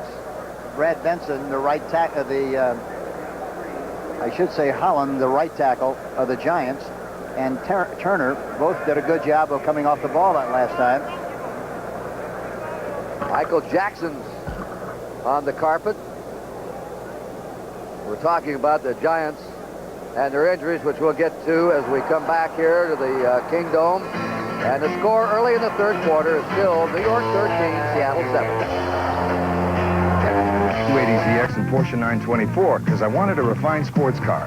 Then I looked at and drove this new Mazda RX-7, and that's all it took. Just one look. That's all it took. Yeah, just one look. That's all it took. The Mazda RX-7 keeps getting better. Even the mileage is 24% better than last year. And the more I looked, the more I liked the looks of its price. The more you look, the more you like. Introducing the revolutionary twin action shaving system engineered to outperform twin blades. The new Norelco Rotatract razor. Inside 3 floating heads, Rotatract works like twin blades to grip hair. Raise it up, then razor it off, hundreds of times a second, for a shave that's twin blade close, without a nick or cut. The new twin action Norelco Rotatract razor, cord and rechargeable. Twin blade closeness, but no gotcha. Wednesday, when blue flu strikes the department, Enos becomes a one-man police force. Promise me it ain't something crazy. Keep after that. Enos, Wednesday night. They're still attending Michael Jackson. We have 3 tight ends for the Giants when they run off the next play with a foot to go. We were talking about their injuries. Only 5 players for the Giants this year have started all 13 games. Ernie Gray, a guard, Roy Simmons, the center, Jim Clack, and on defense, Gary Jeter and George Martin. Now Kansas City ahead of Denver 28-7 in the third quarter. I think a lot of the injuries are the result of the fact, Kurt, that you don't have a good off-season program. It's very important, I think, to have a lot of people living in the area where your team plays so that you can do a lot of off-season work with the weights and conditioning to help prepare for the season. Hank, I was surprised. Look at that. Dallas 19, Oakland 10 now in the third quarter. A Dallas victory will tie them with the Eagles for the lead in the Eastern Division of the NFC, and an Oakland loss would leave them in a tie with San Diego, which lost today. All kinds of possibilities still left before this Sunday's over. Jackson, a big favorite here off his All-American play at the University of Washington. Remember at the goal line when he did take a ball away from a Michigan back, that the ball came right off his helmet and he grabbed it and saved the touchdown. Joe Norman's in the lineup for Jackson.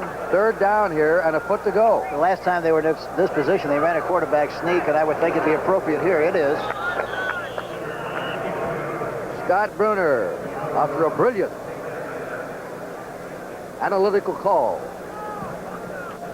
by Coach Henry Stram. Bruner looking to the sidelines.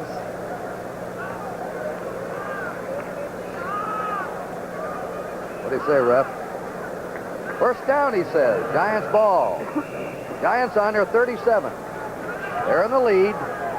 13-7. We're early here, about a minute and a half gone in the third quarter. They send the signals in from the sideline. They give signals, of course, to the quarterback. He just got it from the sideline, and we'll see what he runs. 2 tight ends, Shirt and Mullity. 1 wide receiver. Ernie Gray. They give the ball off to Taylor. Taylor over the 40 and dropped at the 42-yard line. A 5-yard gain. Terry Justin, the left cornerback, upended him.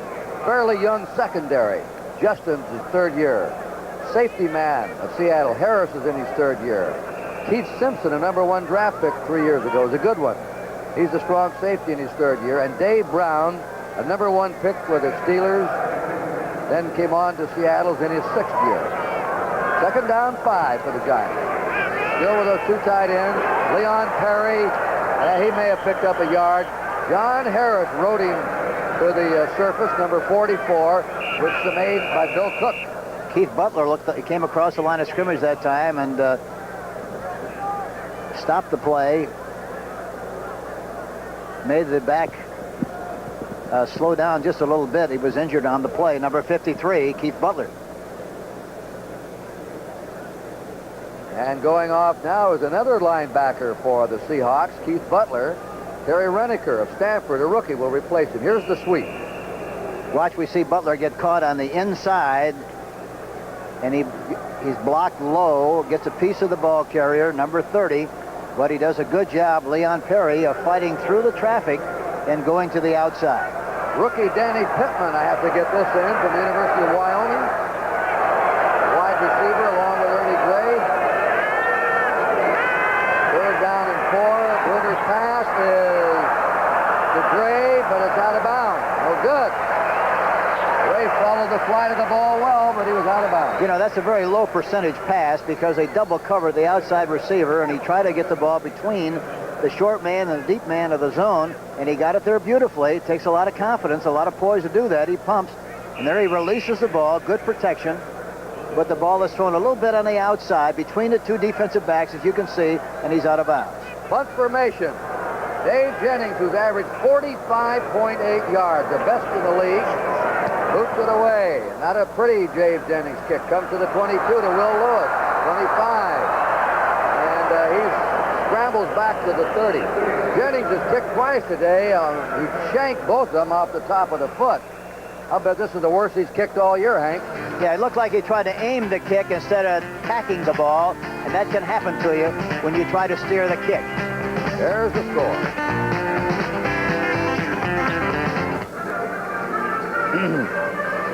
Well, they may be doing a little dancing on Bourbon Street tonight. New Orleans in the third quarter leading the 49ers 35-14 on the fringe of their first victory of the season. But they had that club beaten in the first game of the year at New Orleans and lost out.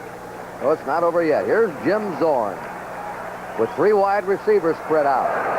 First down Seattle from their 30. Zorn will throw it. And he's got Largent. Largent for a first down at the 50-yard line. 6 catches for young Steve Largent. Eric Felton had to take him. And Largent is nearly to 100 yards. He has 97 yards pass receiving. This time he fakes a play action, and not a good fake. He faked with a hand instead of the ball. Good release on the inside to Largent. There's a big hole there between the defensive back and the linebacker. Number 22, Dave Brown. I'm sorry. Number 22, Eric Felton, is playing the right cornerback position. And as I mentioned several times, he's very soft. He probably will send somebody in motion here from this formation. Here he comes. That's Sawyer, the tight end. Zorn for a quickie. Out to Sawyer, the man in motion. Twice that plays work for him, where the man in motion parallels the line of scrimmage, and Zorn just raises up and hits him. He's out of bounds on the 41-yard line of New York, short of a first down, about a yard. Mark Haynes tackled him. The Giant defense is that they send him in motion and send him out in the flat. You have to respond very quickly to what you see there.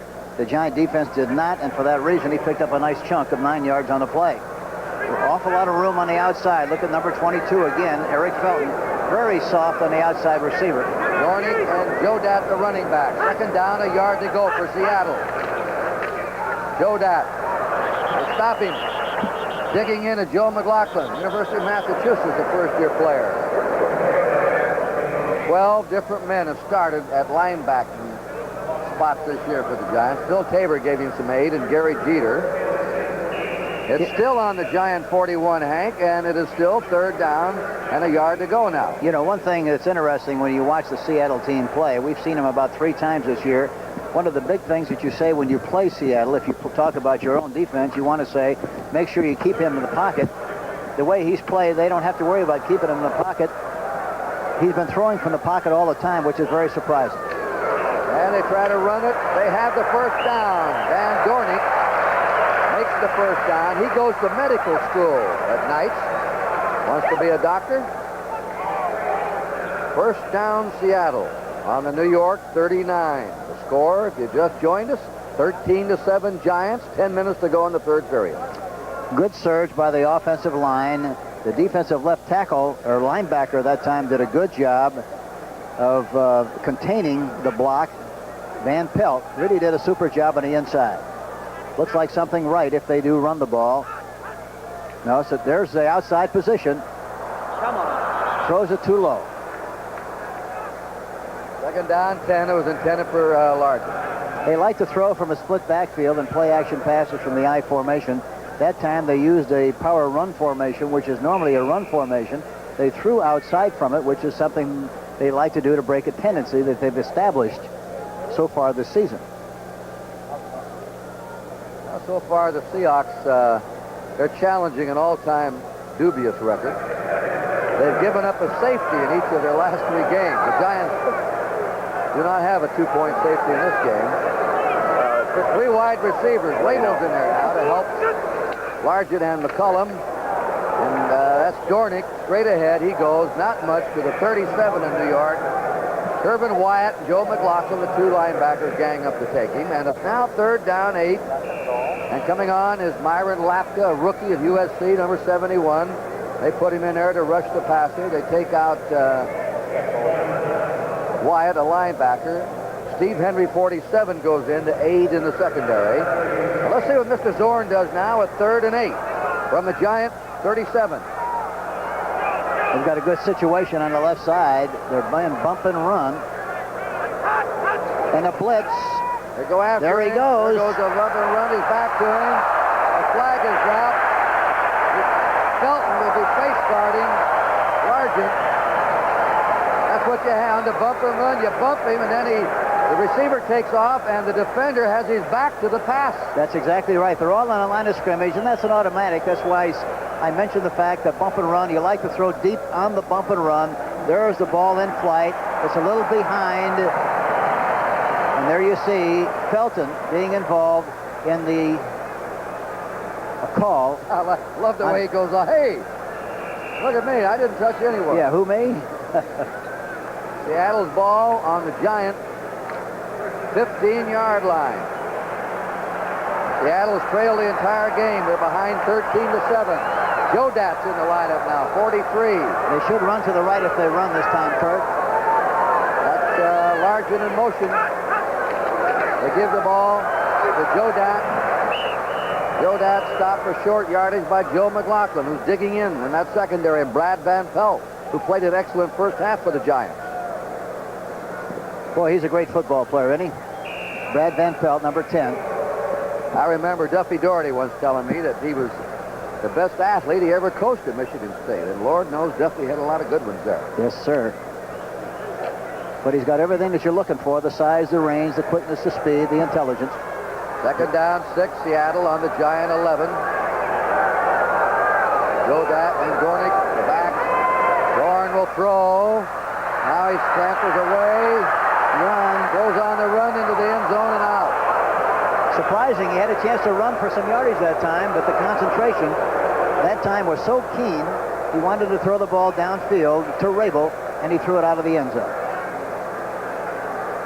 It'll be 3rd down and 6 for Seattle on the Giant 11. Today's attendance, tickets sold, a sellout, 64,759, and a few of the folks who have tickets have a 50-yard line seat in their homes today or somewhere, because 13,142 did not show.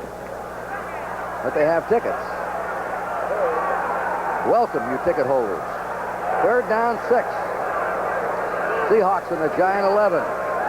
It's the first rollout. To the right this time. The left-hander throws, and he's got his receiver. At the 2-yard line, Steve Largent. They're quite a battery. Boy, Mariners ought to sign them up. He really whistled that one, and unusual. He's a left-handed quarterback, and they roll him to the right. He sets up nicely. Look at him. Rights himself.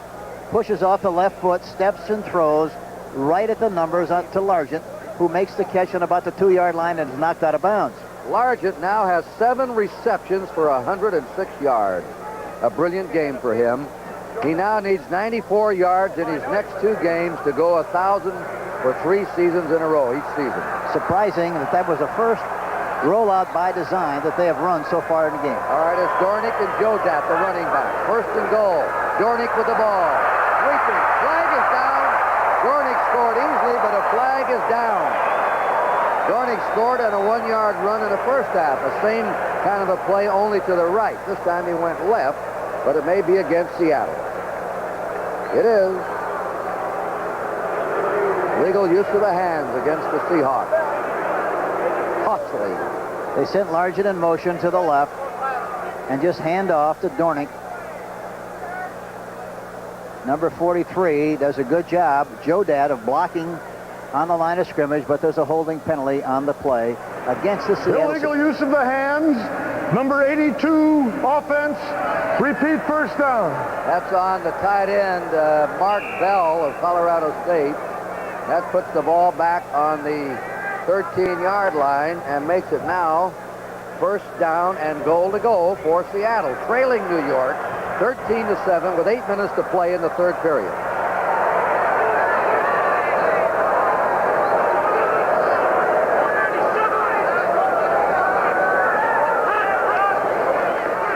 Let's see who he dishes it to. Little short screen to Joe Dat, 10, down to the 4. Good block by the center, John Yarno of Idaho. Irvin Wyatt had to tackle him with some help from Gary Wolford, the safety man. Well-executed play, Hank. Zorn does a good job of setting it up. He drops back into the pocket like he's going to throw, does a good job of acting, and then steps back another 2 steps, throws the ball outside to Jodat, number 43, who runs inside. Number 51, John Yarno, is out in front trying to make a block, and he takes the ball on down to the 4-yard line. Seattle's had bad luck with their running back. Sims 2 years ago led the league in touchdowns. Sherm Smith went down with a knee in the 3rd game this year. They were 2 outstanding running backs, and they're both gone now. They'd like to run outside on short yardage in this area before. Here's play action. 2nd and 4. Zorn is being chased by Martin. Martin puts a hand on him. It's over the end zone. Intended for Bell. Big George Martin, all 250 of him from Oregon. The leading sacker for the Giants this year was 7. There he is, 75. Chased Zorn and made him throw the ball away. 3rd and 4 for a Seattle touchdown. That could at least tie him in with a point, put him out in front. Look at this, 35-21. They're catching up. 3rd quarter. The other way from San Francisco throws that ball around, DeBerg or Montana. Yeah, they come out of the huddle, out of the tunnel throwing the football, and they do it very well, don't they? They certainly do. So Montana's up now in 2nd in the conference as the passing leader behind Jaworski. 3rd down, 4. They got a bump and run on the right side this time. Sargent in motion. Jodat, right to the goal line. Seattle says touchdown their players, but the officials don't agree with them. McLaughlin finally helped him, and did you see a man running backward like that power his way? That was a backward plunge by Jodat. Yeah, he spun going into the area, watching, and he gets turned around. He tries to follow number 78, Bob Newton, into the hole, and he tries to go in backwards. Great effort, but the defense stops him just short of the goal line. The Giants are getting George Small, Meyer Lapka, 2 more big men in there on their goal line defense. 4th and a short yard to go for a Seattle touchdown. Behind 13-7 are the Seahawks. Jodat to tailback. If they run, they should run. Jodat. Touchdown. Jim Jodat.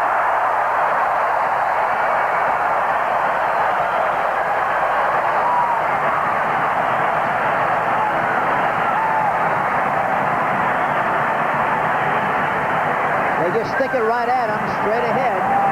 They get a good push.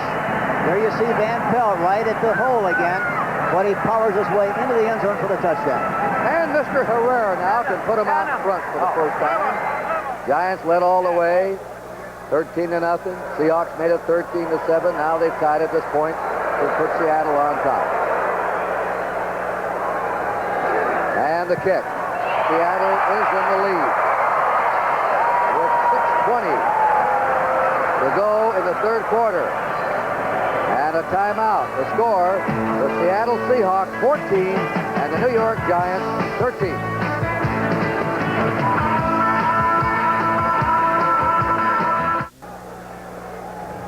Alvin Garrett leads the Giants in total offensive yardage, running, catching the ball, running kicks back.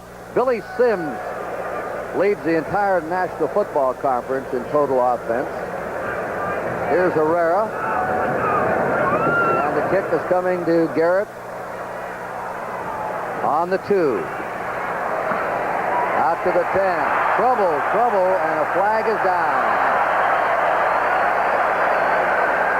Don Duffick of Michigan sped downfield for the tackle with some aid by Michael Jackson, who was injured, now back on the kicking team.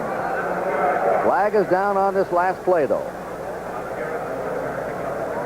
That is holding against the Giants, and back they go into more trouble. Boy, it's really tough to get a kickoff return or a punt return without some kind of a holding call. And it's justified. There evidently is holding on the plays, but it really puts your offense in the soup. It makes you have quite a problem having to go 85 and 90 for touchdowns. Percentage of that happening are very slim. number 87 receiving team during the return. First down. New York will put the ball in play on its 7-yard line. Scott Bruner, the rookie quarterback from Delaware, goes in. He hasn't thrown the ball too much today. 10 times, 2 completions, both to Ernie Gray, one of 48 yards for a touchdown. Billy Taylor and Leon Perry will be the setbacks in the eye. 2 tight ends. Billy Taylor. And defensive play by Keith Butler. Butler, number 53, sliced him. That's a loss for the Giants. Butler's from Memphis State, his 3rd year. You know, the best thing really that the New York Giants really do from a run standpoint, they do not possess great outside speed. They run at you pretty well. Surprising that in that situation they would try to get outside when still the most vulnerable place to run against this defensive alignment, the 4-3 with the middle linebacker, a little soft, is the middle area. 2nd down, 12. 5:30 to go in the 3rd quarter. 14-13, Seattle. Kurt Gowdy and Hank Strand from the beautiful Kingdom Inn, right in the heart of downtown Seattle. Left there, Perry, a big scramble. And let's see. They try to... Tui, my director, Bob Daly said, Manu Tuiasosopo. Mr. Daly made the tackle on the 5. That time they try to run a sucker play, which means that you give it to the fullback and pull the left guard. They didn't succeed in fooling anybody and got stuffed on the play. And it was an overtime win for Buffalo. Minnesota came back in that game, rallied, take over sole possession in their division of first place. And Cincinnati was leading in that game 31-10 and just survived. Cleveland had to get a late score, as usual, to beat the Jets. Timeout has been called by the New York Giants with the score Seattle 14 and the Giants 13.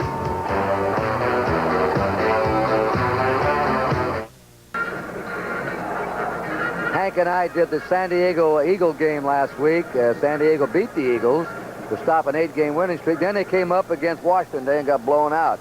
And the Cardinals rallied on a punt return with 3:40 to go to win.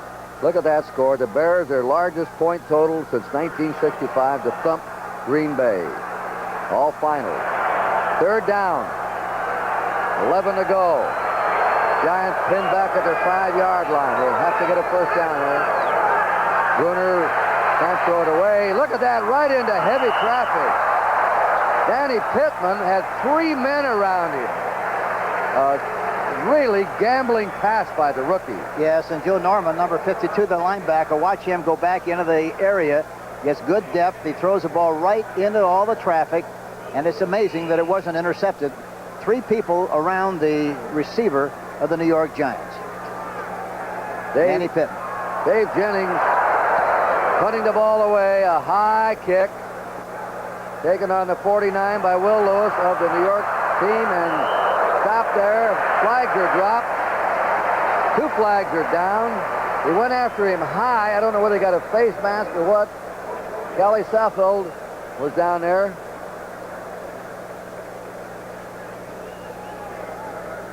You saw that San Diego score. They got dumped today and temporarily knocked them out of first place. Both these teams on the field you're looking at right now can play a spoiler role the way the Redskins did. There is 19-13 now. The Cowboys over the Raiders in the 3rd period. Oakland wins. If they rally and go ahead and win, they're in first place. San Diego will be 2nd. Dallas wins. They'll tie the Eagles for 1st. And they meet in the last game of the season. Oakland has really come on like gangbusters, and they're another team that really showed a lot of improvement on defense. Personal foul, clipping, receiving team during the run back. Personal foul, face mask, kicking team on the tackle. The penalties both occurred after change of possession. The receivers will retain the ball at the dead ball spot. First down. Continued next week, the 2nd episode of CBS. That's really a way to explain a play. He had offsetting penalties after the change of possession. Very complicated play.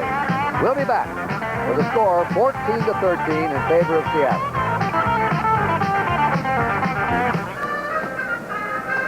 They're still arguing about that trade Seattle made to the Cowboys, giving up their #1 pick. The Cowboys took it and picked up Tony Dorsett, who scored on a 20-yard run against the Raiders today.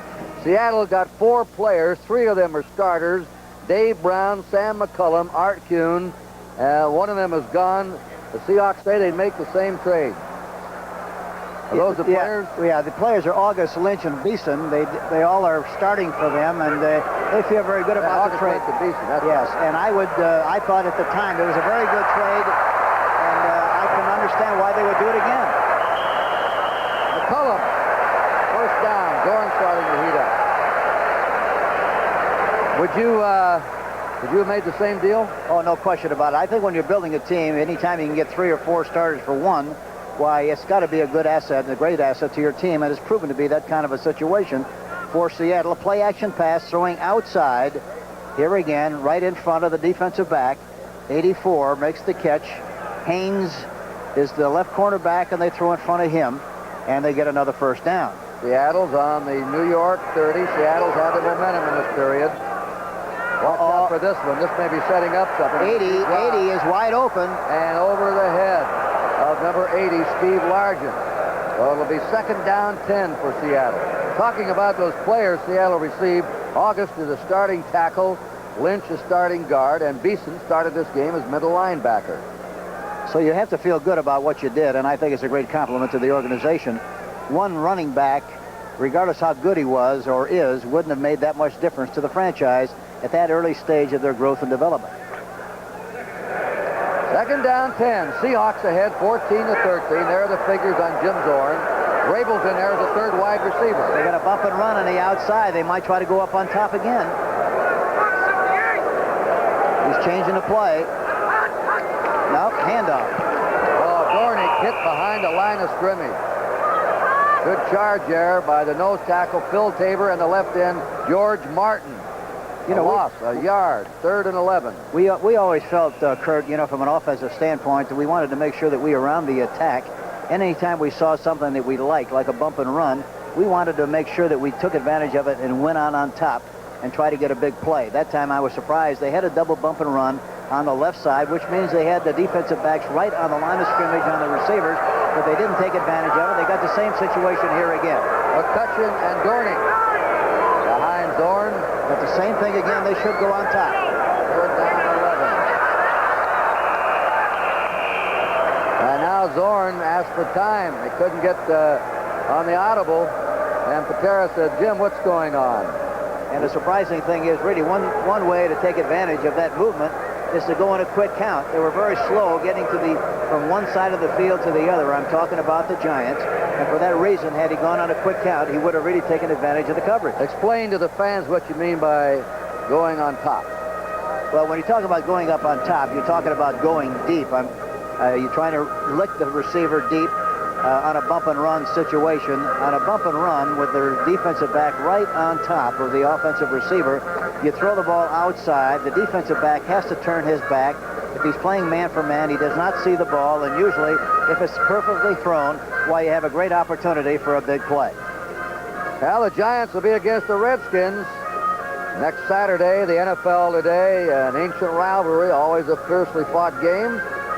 It won't mean anything for the playoffs, but it should be good football. And then on regional games, you'll see either the Cardinals against the Eagles or the Tampa Bay Bucks against the Detroit Lions next Sunday on the regional game on the NFL Today. I'd be surprised if they use the same coverage, but they do. It looks like they're going to do the same thing. They got to look at it the first time. No, they're backing off. They're going to use a zone now. 3rd and 11 as Jim Zorn shoots it there, out of the reach. A defender fell down. McCullum couldn't get to the ball, and Gail Wolford fell down. Left the field open for McCullum, but the pass was high. The defense did a good job of changing up. They showed a man for man the first time, and then there was a penalty. They called timeout. Now they come back and show the same thing, but used the zone and made a good adjustment. I'm talking about the defense. 4th down and 11. This will be a long field goal attempt of 48 yards by Efren Herrera. 3 out of 7 in this range. 40 to 49. His kick is up. Got the distance. And it's no good. It's faded to the right. Herrera missed the 48-yard field goal. The Giants hold and will take over first down on their own 31-yard line. With 2:43 to play in the third period. We talked about the sellout here, although 13,000 no-shows. This is the 27th consecutive sellout here in Seattle for the Seahawks. A club that has not been in the playoffs, but last year and the year before won 9 and lost 7, an expansion team. They were getting there in a hurry. Now they dropped back this year. 2 tight ends, Church and Mullity. And off goes to Leon Perry to the 34 of the Giants, where Terry Beeson stopped him. Giants have had absolutely no offense this third quarter. They've been pinned back deep in their own territory. Officials call time. The difference really in the second half of the New York Giants has been the fact that they haven't had the same kind of field position that they had in the first half. In the first half, to illustrate this point, they got the ball in a plus 42, plus 47, went to the 42 on another occasion. They got it on the plus 49, and with all that opportunity, only came out of there with 13 points. Pittman is on one side, Gray on the right side, Pittman on the left. There's a misdirection play to Larry Heater. They wanted to play, it looked like it was rolling to the right. This was a play that Don Shula's great Miami Dolphin teams used to run a lot with Sonka. Flow right, delay, Sonka back to the left, but it didn't do much. A yard gain, 3rd and 6 coming for the Giants on their own 35. They'd be much better off to run that play to the fullback at his normal position. That time they just try to run a trap to the halfback with a fake pitch out. They should have just given it to the fullback up the middle, and they'd be much, much more successful. Seattle looking for the pass. Scott Bruner obliges. Good catch by Perry. Leon Perry out of the backfield, caught it on the dead run, and carries it to the Seattle 40-yard line before he was brought down by John Harris. Excellent throw by Bruner. Excellent throw by Bruner is right. That time they double covered the outside receiver, the only guy that would have been open, one of 3, the 2 backs or the tight end. He hit the back nicely, read it perfectly. Leon Perry was a receiver, and they get the ball down to the 40. A minute to play in the third quarter. Seattle ahead, 14-13.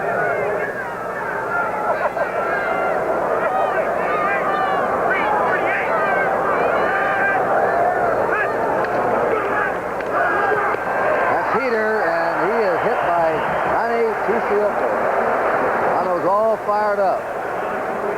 Tuiasiopo. That time he ran right into the strength of the defense that time, Kurt. The opening was to the right between the guard and the right tackle. Instead of taking advantage of it, he went to the left side with a play that evidently was called instead of changing the play at the line of scrimmage and taking advantage of what he saw. And they don't do very much good on the play. 2nd down, 12 for the Giants. On the Seattle 42, this may be the last play of the third quarter. Little pitch out to Perry. The old fumble, pile up. There's a flag down. That was the old shovel pass. An ancient play in football. Nothing's really new. Jack Curtis made that play famous, didn't he? Yeah, Cactus Jack. Cactus Jack. He loved that play, didn't he? Out of Utah, then Stanford.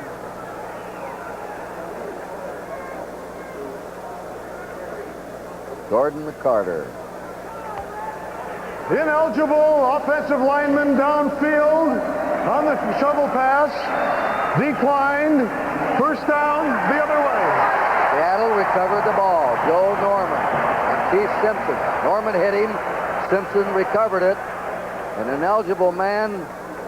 That was a man from tackle to tackle across that scrimmage line before the play developed. And there's the gun ending the third quarter in the King Dome in Seattle, Washington.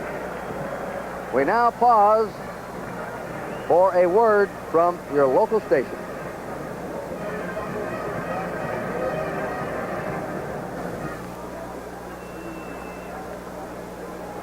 Well, we're going to the fourth quarter now. I'm Kurt Gowdy with Hank Stram. Seattle's ahead 14-13. At halftime, it was 13-7 in favor of the Giants. Seattle's ball first down on their 38-yard line. Each team has 2 turnovers. Dornick and Jodat. Giants swarm on Dan Dornick. Kirvin Wyatt was there first. Help from the right linebacker, Mike Whittington. No gain. 2nd and 10 for Seattle on their own 38.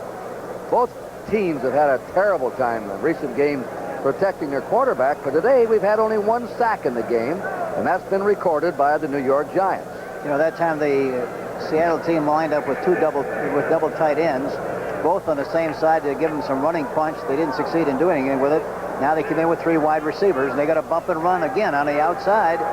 He should take advantage of it, try to throw deep. 2nd and 10. They run the ball for a yard gain. Dan Dornick once more. The Giants were there, led by Mike Whittington. You know, last year, Zorn was sacked only 23 times. Already been sacked 40 times this year with 2 games to go. Yes, and he's thrown 21 interceptions. They've had 32 fumbles and lost 12. And a lot of penalties, too, 85. Well, it's all broken down for him. 3rd down and 9. Seattle leading by 1 point early in the 4th quarter. McCutcheon and Jodat now as Zorn sets him up. Slot left formation. 84, McCullum should be open on the rollout. Here's Zorn looking. He'll have to hurry. And he stepped out of bounds. He was out of bounds on his 29. He rolled out too much that time and rolled over the sideline. He rolled too wide that time. They needed a Canadian field that time to get that ball off.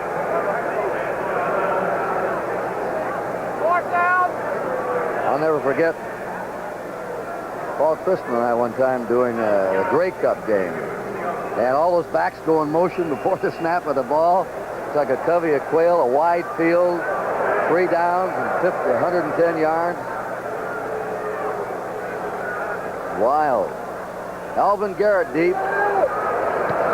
He's averaged 8.6 a return. Only 7 players have 10 or better on returns this year in the NFL. He's downed on the 42-yard line where the Giants will put the ball in play. Art Kuhn making the tackle. You know, the Canadians have one rule I like, Hank, and that's that rouge. There's no automatic fair catches there. If they kick the ball in the end zone and it's not run out, it's a point against you. Of course, the other thing I like about Canadian League is the fact they do not have a fair catch in the Canadian League, and they don't have any blocking either so that would eliminate all the clips that are occurring in the National Football League.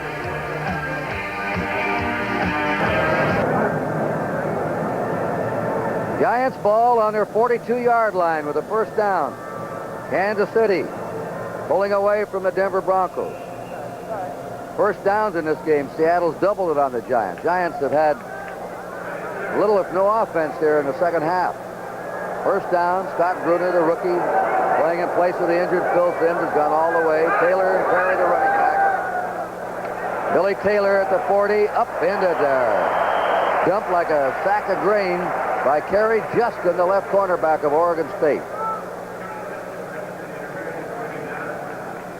It's now on the 43 of New York, 2nd down 9. Play just a sweep to the outside, student body right from the I formation, and Kerry Justin comes up nicely to make the tackle.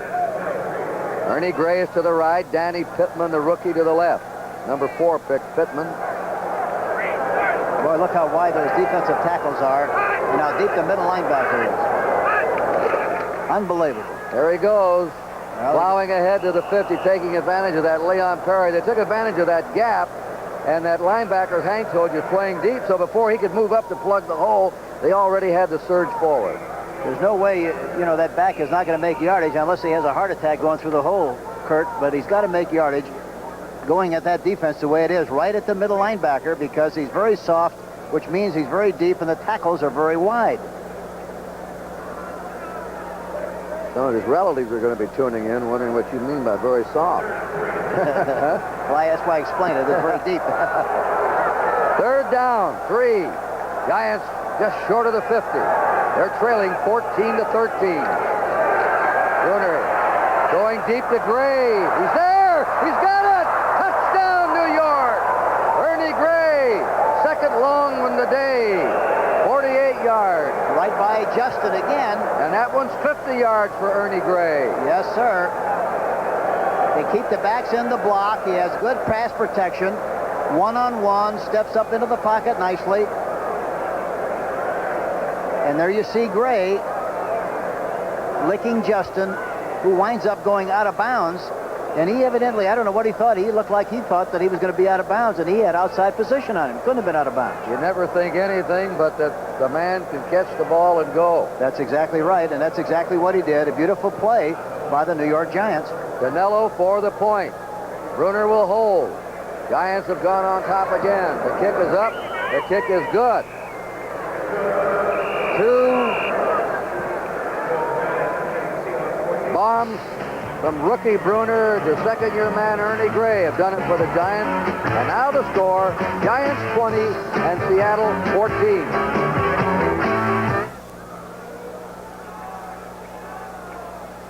Giants and Redskins. On Super Sports Saturday, we'll start it all off. They're the mixed team golf classic, men and women, with a lot of strategy involved. And that's not all. The best young figure skaters in the world for the World Junior Figure Skating Championship. And then on Sports Spectacular to wind it up, the Great American Truck Race. All on Super Sports Saturday this week on CBS. Al Hunter back with the ball to the 15, the 20, wrestled down on the 22-yard line by Alvin Garrett, who knows something about returning kicks. Canelo didn't get a chance to make the tackle that time. And he's very happy about that. He's happy or unhappy. I'd be happy if I were him. First down, Seattle. On the Seahawks 23, they're behind again. There's Ernie Gray, drafted second last year, dropped a lot of passes early, is now second to John Jefferson for catching touchdown passes this year. Jefferson has 12 and Gray has 10. I don't think Jefferson caught one today. Gray has caught two long ones today, 48 and 50. You know, you have to stay with people who have redeeming qualities like this young receiver. He's a good one, Gray, we're talking about, who has outstanding speed and excellent hands. He's got probably 4.4, 4.5 speed, and he's got 4.4, 4.5 hands, which is a great combination. And he's 4.5 that Hank's talking about. 4.4 means running to 40 yards, and that speed. And anybody running under 4.5 in pro football is a blue chipper. There's Zorn rolling right for a left-hander, now reversing, coming back on the screen to McCullum. McCullum, the wide receiver, to the 30. First down. Dan McCullum to the 35-yard line of Seattle. Hit by Benapuna of Arizona State. You know, Zorn is so effective when he moves by design, rolling right and left. They haven't done that very much with him. They try to make him throw from the pocket. That time he rolled to the right, threw back to the left side to McCullum, and he really does a good job of running up the left side and picks up a first down. It's still 20-14 New York.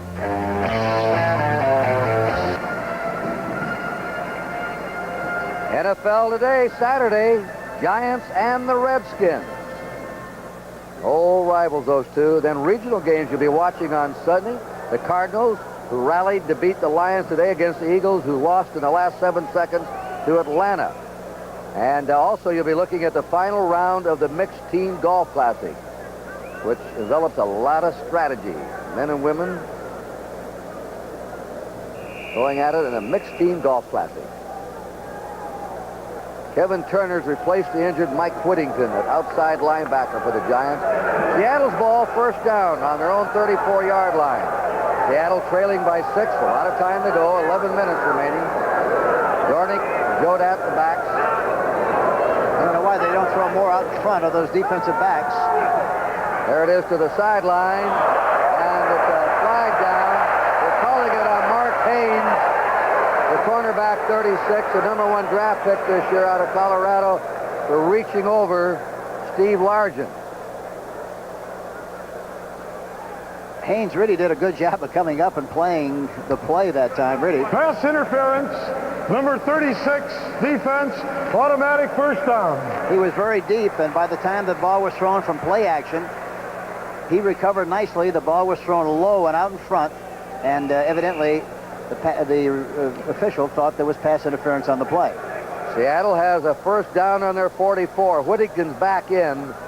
Kevin Turner out as right outside linebacker. First down for the Seahawks. Look at Felton over on this other side.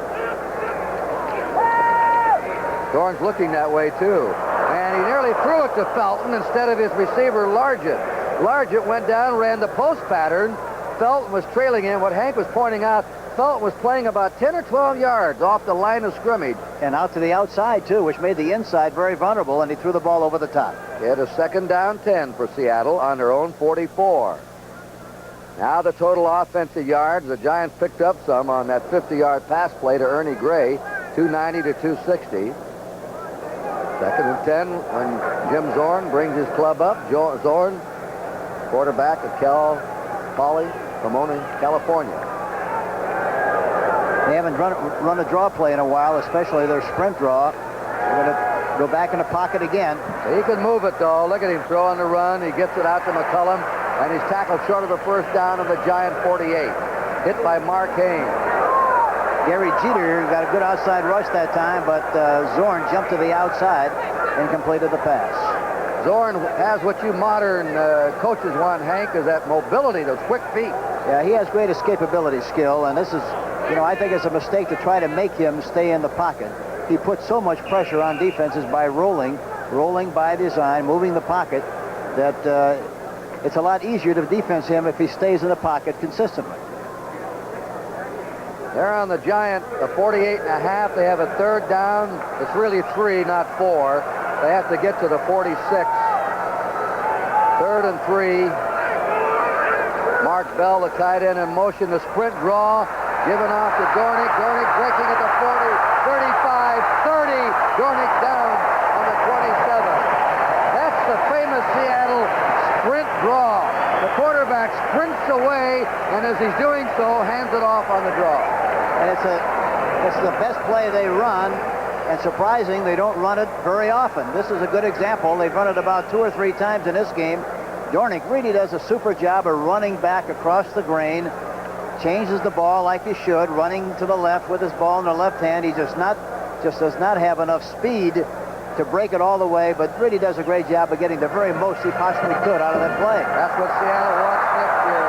Draft a back with some speed. They can get outside and break a play like that for a touchdown. Yeah, they're... First down. Giant, 27. Zorn's tossed to the end zone. He's there. No! Just deflected.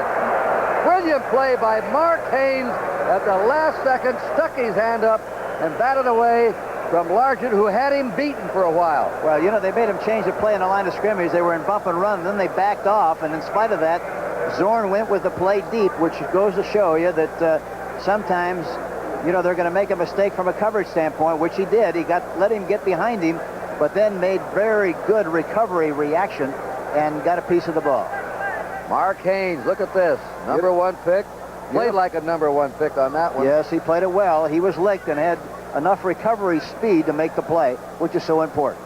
That's why they want that quickness to recover, to make up for mistakes. Exactly right. I remember Bud Wilkinson in Oklahoma used to, Hank, in August, get his players out and time them, and the 11 fastest men automatically went on the defense.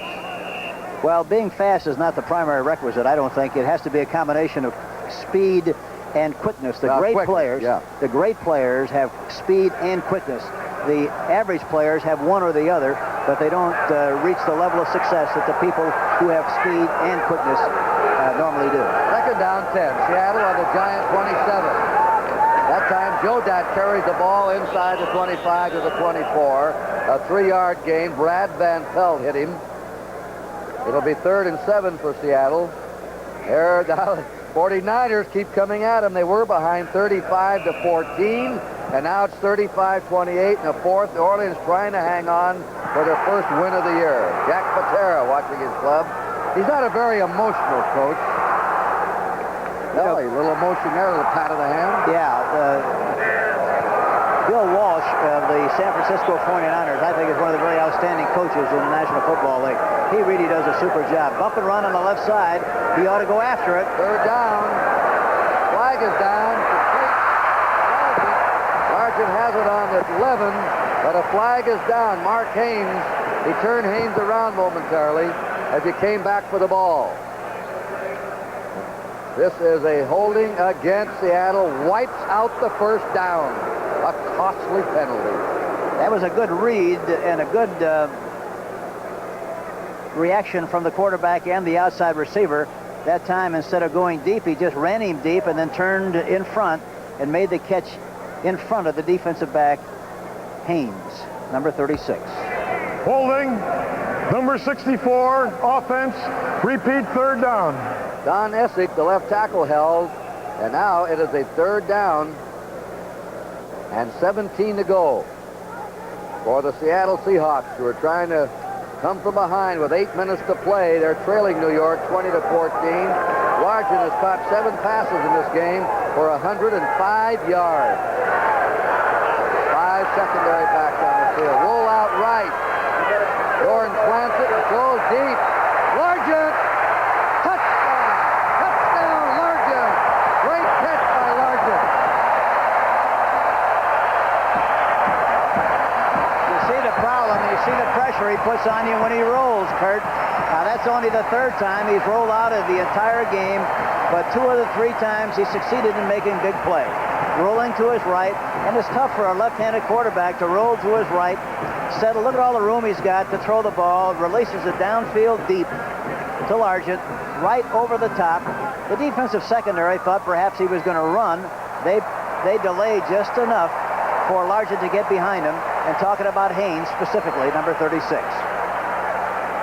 Did he follow that ball right into his hands?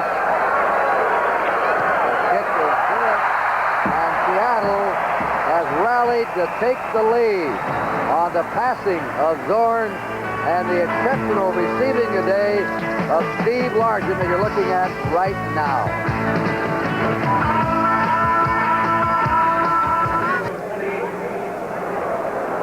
Tonight on CBS, we'll start off with 60 minutes. If this game runs beyond 7 o'clock Eastern Time, 60 minutes and the rest of the shows will be seen in their entirety. Then on Alice, Mel has a change of heart, but it's more than his heart can stand. Right on down the line, one day at a time. Alice, the Jefferson, Chapel John, M.D. All on CBS tonight.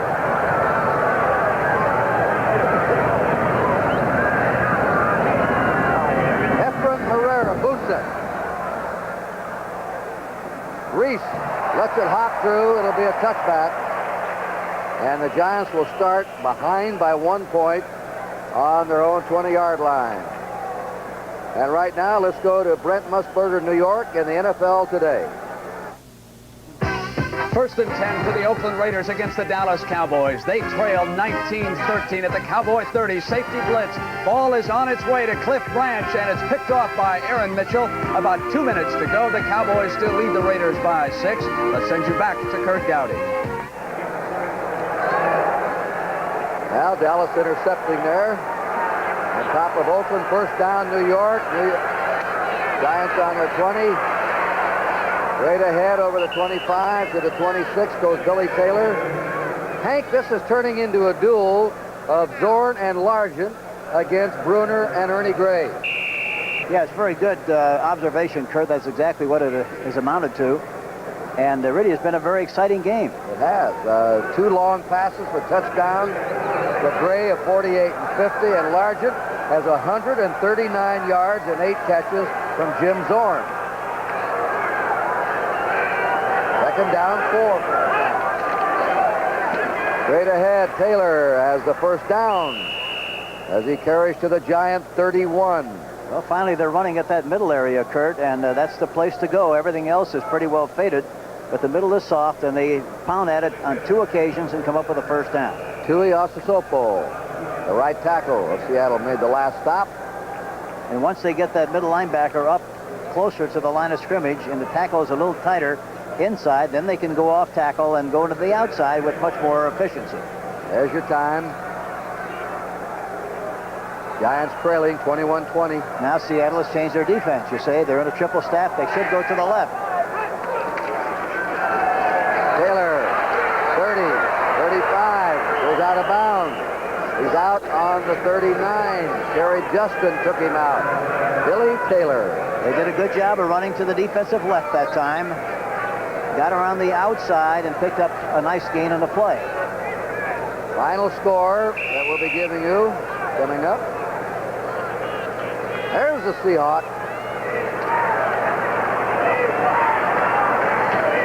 The Dungeness crabs are in season here now. Oh, are they delicious. The king crabs here in this area. Now they're back in a 4-3 with a middle linebacker.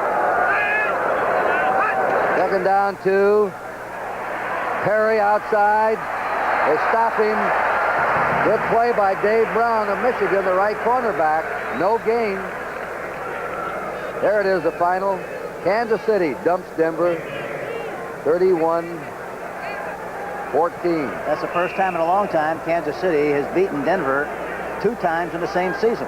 And that gives Kansas City 7 wins, 7 losses. Denver now is 7-7. Disappointing year for the Broncos. They've done a pretty good job defensively most of the way, but have had all kinds of troubles in offense. 3rd and a yard to go for a New York first down.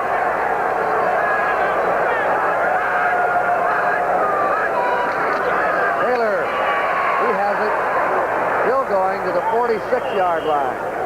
Billy Taylor puts the Giants now with a first down situation on their own 46. I tell you, the right side of that offensive line of the Giants did a good job of cleaning out the play. And Taylor had plenty of room to go through the hole. There you see the alignment. They have a wing back on the outside. The tight end. There you see a guard pulling and trapping and does a good job. That's Turner, the right guard. And he goes through the hole for the first down. Taylor now has come on strong in the second half. He has 66 yards in the game. 38 in the second half. First down New York. They're behind 21-20. Bruner flips it to Taylor. Trying to get a screen for him. He's at the 50 and out of bounds. He tried to tightrope but couldn't do it. He's out in Seattle's 49.5-yard line. Bumped out by Keith Simpson, the strong safety. I would think that with the big plays that Ernie Gray has made, it'll be difficult for him to get deep anymore, but I think they would be able to throw in front of the defensive back a lot easier than to try to throw behind. And we're talking about Kerry Justin, the defensive left cornerback, number 26 of the Seattle Seahawks. Giants are patiently trying to make their way down the field with 4:51 to go. Field goal could put them out in front. What they want to do is keep the ball and get down there. Ernie Gray in motion. There goes Taylor again, and he hits to the 46 of Seattle. Robert Hardy down at the bottom of that pile for the Seahawks. It'll be 3rd down and 3. There's an indication, as I mentioned earlier, that Rivers would be able to play a lot here this afternoon, number 34, but we haven't seen him yet, Kurt, have we? No, he hasn't been in there. I think a lot of these players on both sides were listed on doubtful, and it was warming up. The warm-ups decided who was going to play today. That's how injured both teams are. Rivers is 6'3", 215, a rookie from South Carolina State, and they like him. Timeout. That's Zanello, the place kicker, getting loosened up in case he's needed. Bruner's coming over to talk to Coach Ray Perkins, who, by the way, will be back head coaching the Giants next year. The general manager, George Young, said, you know, what good would it be to keep firing a coach? That isn't the problem. We need some players. And you can't fire the players, so they usually fire the coach. But he'll be back, and Young said, we need some continuity here. Yes, and I think, you know, it's amazing how much better you coach when your players are bigger, stronger, and faster than the other team. I'll buy that. Casey Stengel got fired, Brooklyn, paid not to manage, got hit by a taxi cab, and made headlines applauding it in Boston with the old Braves, and paid not to manage, and then goes with some players with the New York Yankees and wins world championship after world championship. He was probably as good as manager with Brooklyn and the Braves as he was with the Yankees. No question about that. But he had the talent, and that's what it is. Redeeming qualities have to begin with talent.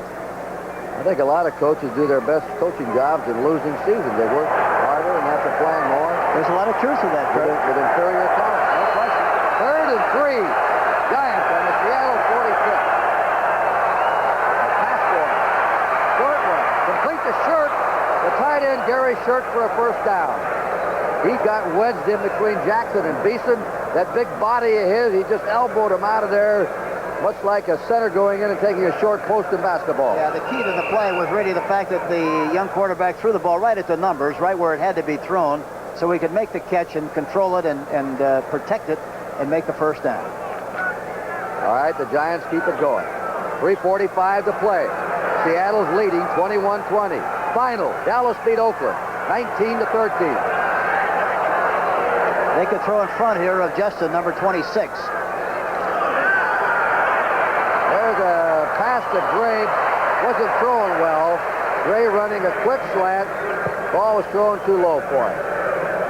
Following football will have 60 minutes in its entirety in New York. Second down 10. Giants ball on the Seattle 39. I think Gray could force Justin to turn his knees either inside or outside on something deep and then stop in front of him. And I think he'd be very, very open because he's so concerned about getting lit deep again. Danny Pittman's in there, the wide receiver with Gray. Second and 10. The handoff goes to Billy Taylor.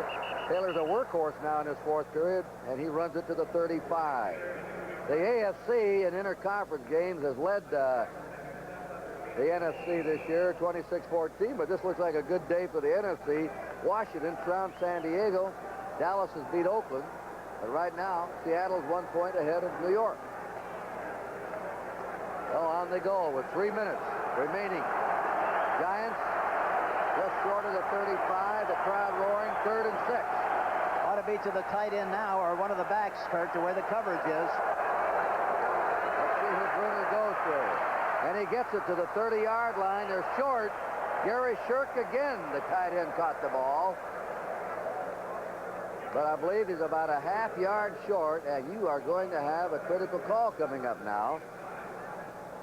If they try to field goal, it would be approximately 47 yards. Or do you try and go for this first down a foot away? It's less than a yard, Kurt, the normal rule of thumb. If it's a yard or more, you're going to go for the field goal. Yard or less, you'll go for the first down. In this particular situation, with just less than a yard, you got to be able to make that kind of a yardage in a critical situation, or else you don't deserve to win. Boy, what a story going on in San Francisco. We'll tell you about it. And there is the 2-minute warning. No, it's not. It's 2:05 to go. Bruner's coming to the bench. The timeout is called on Seattle. And they stopped the clock. That's a timeout charge to Seattle. We told you that New Orleans might be on the verge of their first victory of the year. They were leading San Francisco 35-7 at the half. Then it was 35-14, and Stram said, with the way the 49ers throw when they get off the bus, that one's not over yet. And with 1:50 to go, the 49ers have tied them. Incredible. A pass, Montana to Clark, Montana to Solomon, and Linville Elliott had just run 7. 1:50 to play, and the 49ers have scored 3 unanswered touchdowns and tied the Saints at 35 all. And I say again that Bill Walsh is one of the outstanding coaches in the National Football League. I sincerely believe that. And once he gets to people that he's going to get, boy, he's going to be murdered. Got well-conceived passing game, I know that. They want to welcome the fans who've been watching the Dallas victory over Oakland. I'm Kurt Gowdy with Hank Stram. We have 2 minutes and 5 seconds left in this game. Seattle's leading by a score of 21-20. That's the final that we told you about. And it's 4th down and a foot to go for the Giants on the 30-yard line. There is a first down and a touchdown for Billy Taylor. They had 10 men up on the line of scrimmage, and Billy Taylor runs it for the score to put the Giants ahead with 1:57 to go. Well, he popped it clean as a whistle. He fought his way through a tackle at the line of scrimmage, bounced through the hole, and goes all the way for the touchdown. They got a wing back on the right side. Watch this. Everybody's going to the inside. A good block. He can't believe it, Hank. No, he can't. Look at him. Is this true? It looked like Simmons or Turner, one of the two. I couldn't tell for sure. Made good contact at the point of attack, popped it clean, and Taylor goes into the end zone untouched. What a play. Perkins can't believe it either. You don't see one pop as clean as that one very often. 30 yards for the score. Yeah, come on, boys, after me. Here I am. I'm going in. I'm putting my club ahead. He's walking a dog a little bit, isn't he, Kurt? That's right. All right. Well, anyway, neither club with a shot for the playoffs, and you just thought the Giants won the Super Bowl game when they greeted Billy Taylor back at the Giant bench. They want to win every week they can. But there's a long time to go. 157. The way this team, Seattle, I'm talking about, can come back, they still have an opportunity to come back and do a good job. There'll be a lot of fireworks before this thing is over. And this is a stunned crowd in the Kingdome. Their team has not won a game at home this year. They've lost 6 in a row here. And they were ahead. It was 4th and a foot to go. They tried to stop the first down play, 4th and a foot for a first down, and it wound up a touchdown with nobody in the Seattle secondary. Danello for the point. It's up and it is good. With 1:57 seconds to go. We'll be back here in the Kingdome to see what the Seahawks can do. And it is now the New York Giants 27 and the Seattle Seahawks 21.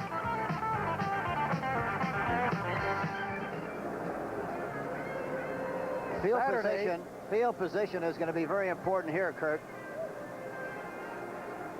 Let's remind the fans, Hank, about the Giants and the Redskins Saturday. Then Sunday, they'll see either the Cardinals against the Eagles, and the Eagles will need that win badly. They were beaten today. Dallas has won to tie them for the lead in the East Division, and Tampa Bay plays the Lions. But whoever of the two teams does a better job here in this specialty team situation, the kickoff team has to do a good job of covering, and the return team certainly has to do a better job of bringing the ball back. He lays an egg. Touchback. Lays an egg in the end zone. Yep. Al Hunter on Danello's kickoff. He finally got it deep to him, and it is first down. Seattle now trailing 27-21. Remember, though, this team is very efficient in the 2-minute offense, and with 1:57 left in the contest, a lot of things can still happen. Myron Lapka's in there for the Giants, and Steve Henry. Lapka to rush 4-man front now for the Giants. They want to put some pressure on the passer, Zorn. Zorn and Largent are the big threats for the Seahawks. They set up the screen to Jodat, and he's knocked down at the line of scrimmage by number 71, Myra Lapka, the rookie.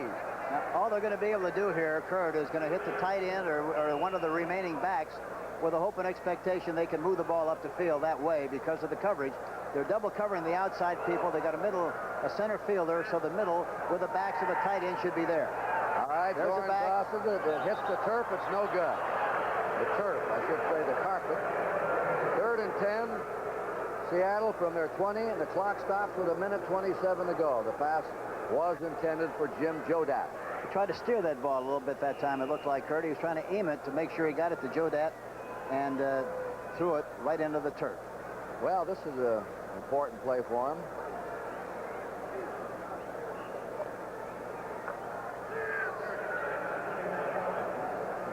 Here again, the 2 remaining backs are the guy in the slot. On the right side would be one of the 3 receivers who should be open. All right, 3rd and 10. There's the back. Out it goes, incomplete to Jodat, and now they're down to a 4th and 10. And the crowd is booing Zorn and the Seahawks because they're now 1:23 seconds to go. The Giants are leading 27-21, and Seattle has to get a touchdown. And they have 1 play left, probably. Yeah, they're throwing the ball horizontally, Kurt, instead of vertically, and meaning getting the ball up the field. Even if he had caught that ball, it still would have been just about a 2 or 3 yard gain. Those in the New York area will see 60 minutes in its entirety right after this game. The West Coast will see it in its regular time. Look at that middle. It's wide open. All right, 4th down and 10. Maybe Seattle's last chance. A roll out by Zorn. He's setting up. He shoots it. It's knocked away. A beautiful save by Beasley Reese. The pass intended for Sam McCullough. Right after this game. Who would dare call James Garner of the Rockford Files a crybaby? Find out on 60 Minutes right after this game. James Garner, he's a big Oakland Raider fan. Right, baby? Executive producer, Charles H. Milton III. Produced by Howard Reifsnyder. And directed by Bob Daly. And right now, the Giants have the ball on the 20-yard line of Seattle. All they have to do is freeze it away, and they won their 4th game. They came in here as a 7-point underdog. Down goes the rookie Scott Bruner. Seattle has one timeout. They'll call it, and that'll be the end of it. They just did. You know, the Giants have won 3 games. The Jets have won 3 games. 17 franchises in the NFL have won at least that many or more with one-team franchises than the Giants and Jets combined. But the Giants, they hold on here, will make it a combination of 7 wins. Jets were just beaten today, 17-14, late on a Brian Sipe pass. The usual pattern for the Giants. To stay a game ahead of the Houston Oilers. Jack Patera. He looks a little disturbed. Well, it's bad when you lose any time, but it's a lot worse when you lose at home, isn't it? Yeah, especially when you lose every game you play at home all season long. That's unusual because the fan support here has really been fantastic, and they just have had a lot of tough luck. Seahawks are out of timeouts. All the Giants have to do is flop on it. They won't do the handoff as they did against the Eagles a couple of years ago. And there's your clock moving along. It is now a 3rd down coming for the Giants in 15. I want to thank Dave Fry and Dave Newbert for their really expert work here in the booth with us, and Bob Kimball for his statistics. 3rd and 15. New York leading 27-21. Letting that clock spin away. Seattle got the ball on their own 20 with a 1st down and couldn't budge it. Ray Perkins has to feel very encouraged about the way his young quarterback played here this afternoon. Whistle blows with 27. Now all they have to do is just line up, watch the clock move away, and the New York Giants have a mild upset coming into Seattle and dumping the Seattle Seahawks. And they're booing the Seahawks as they go out. Following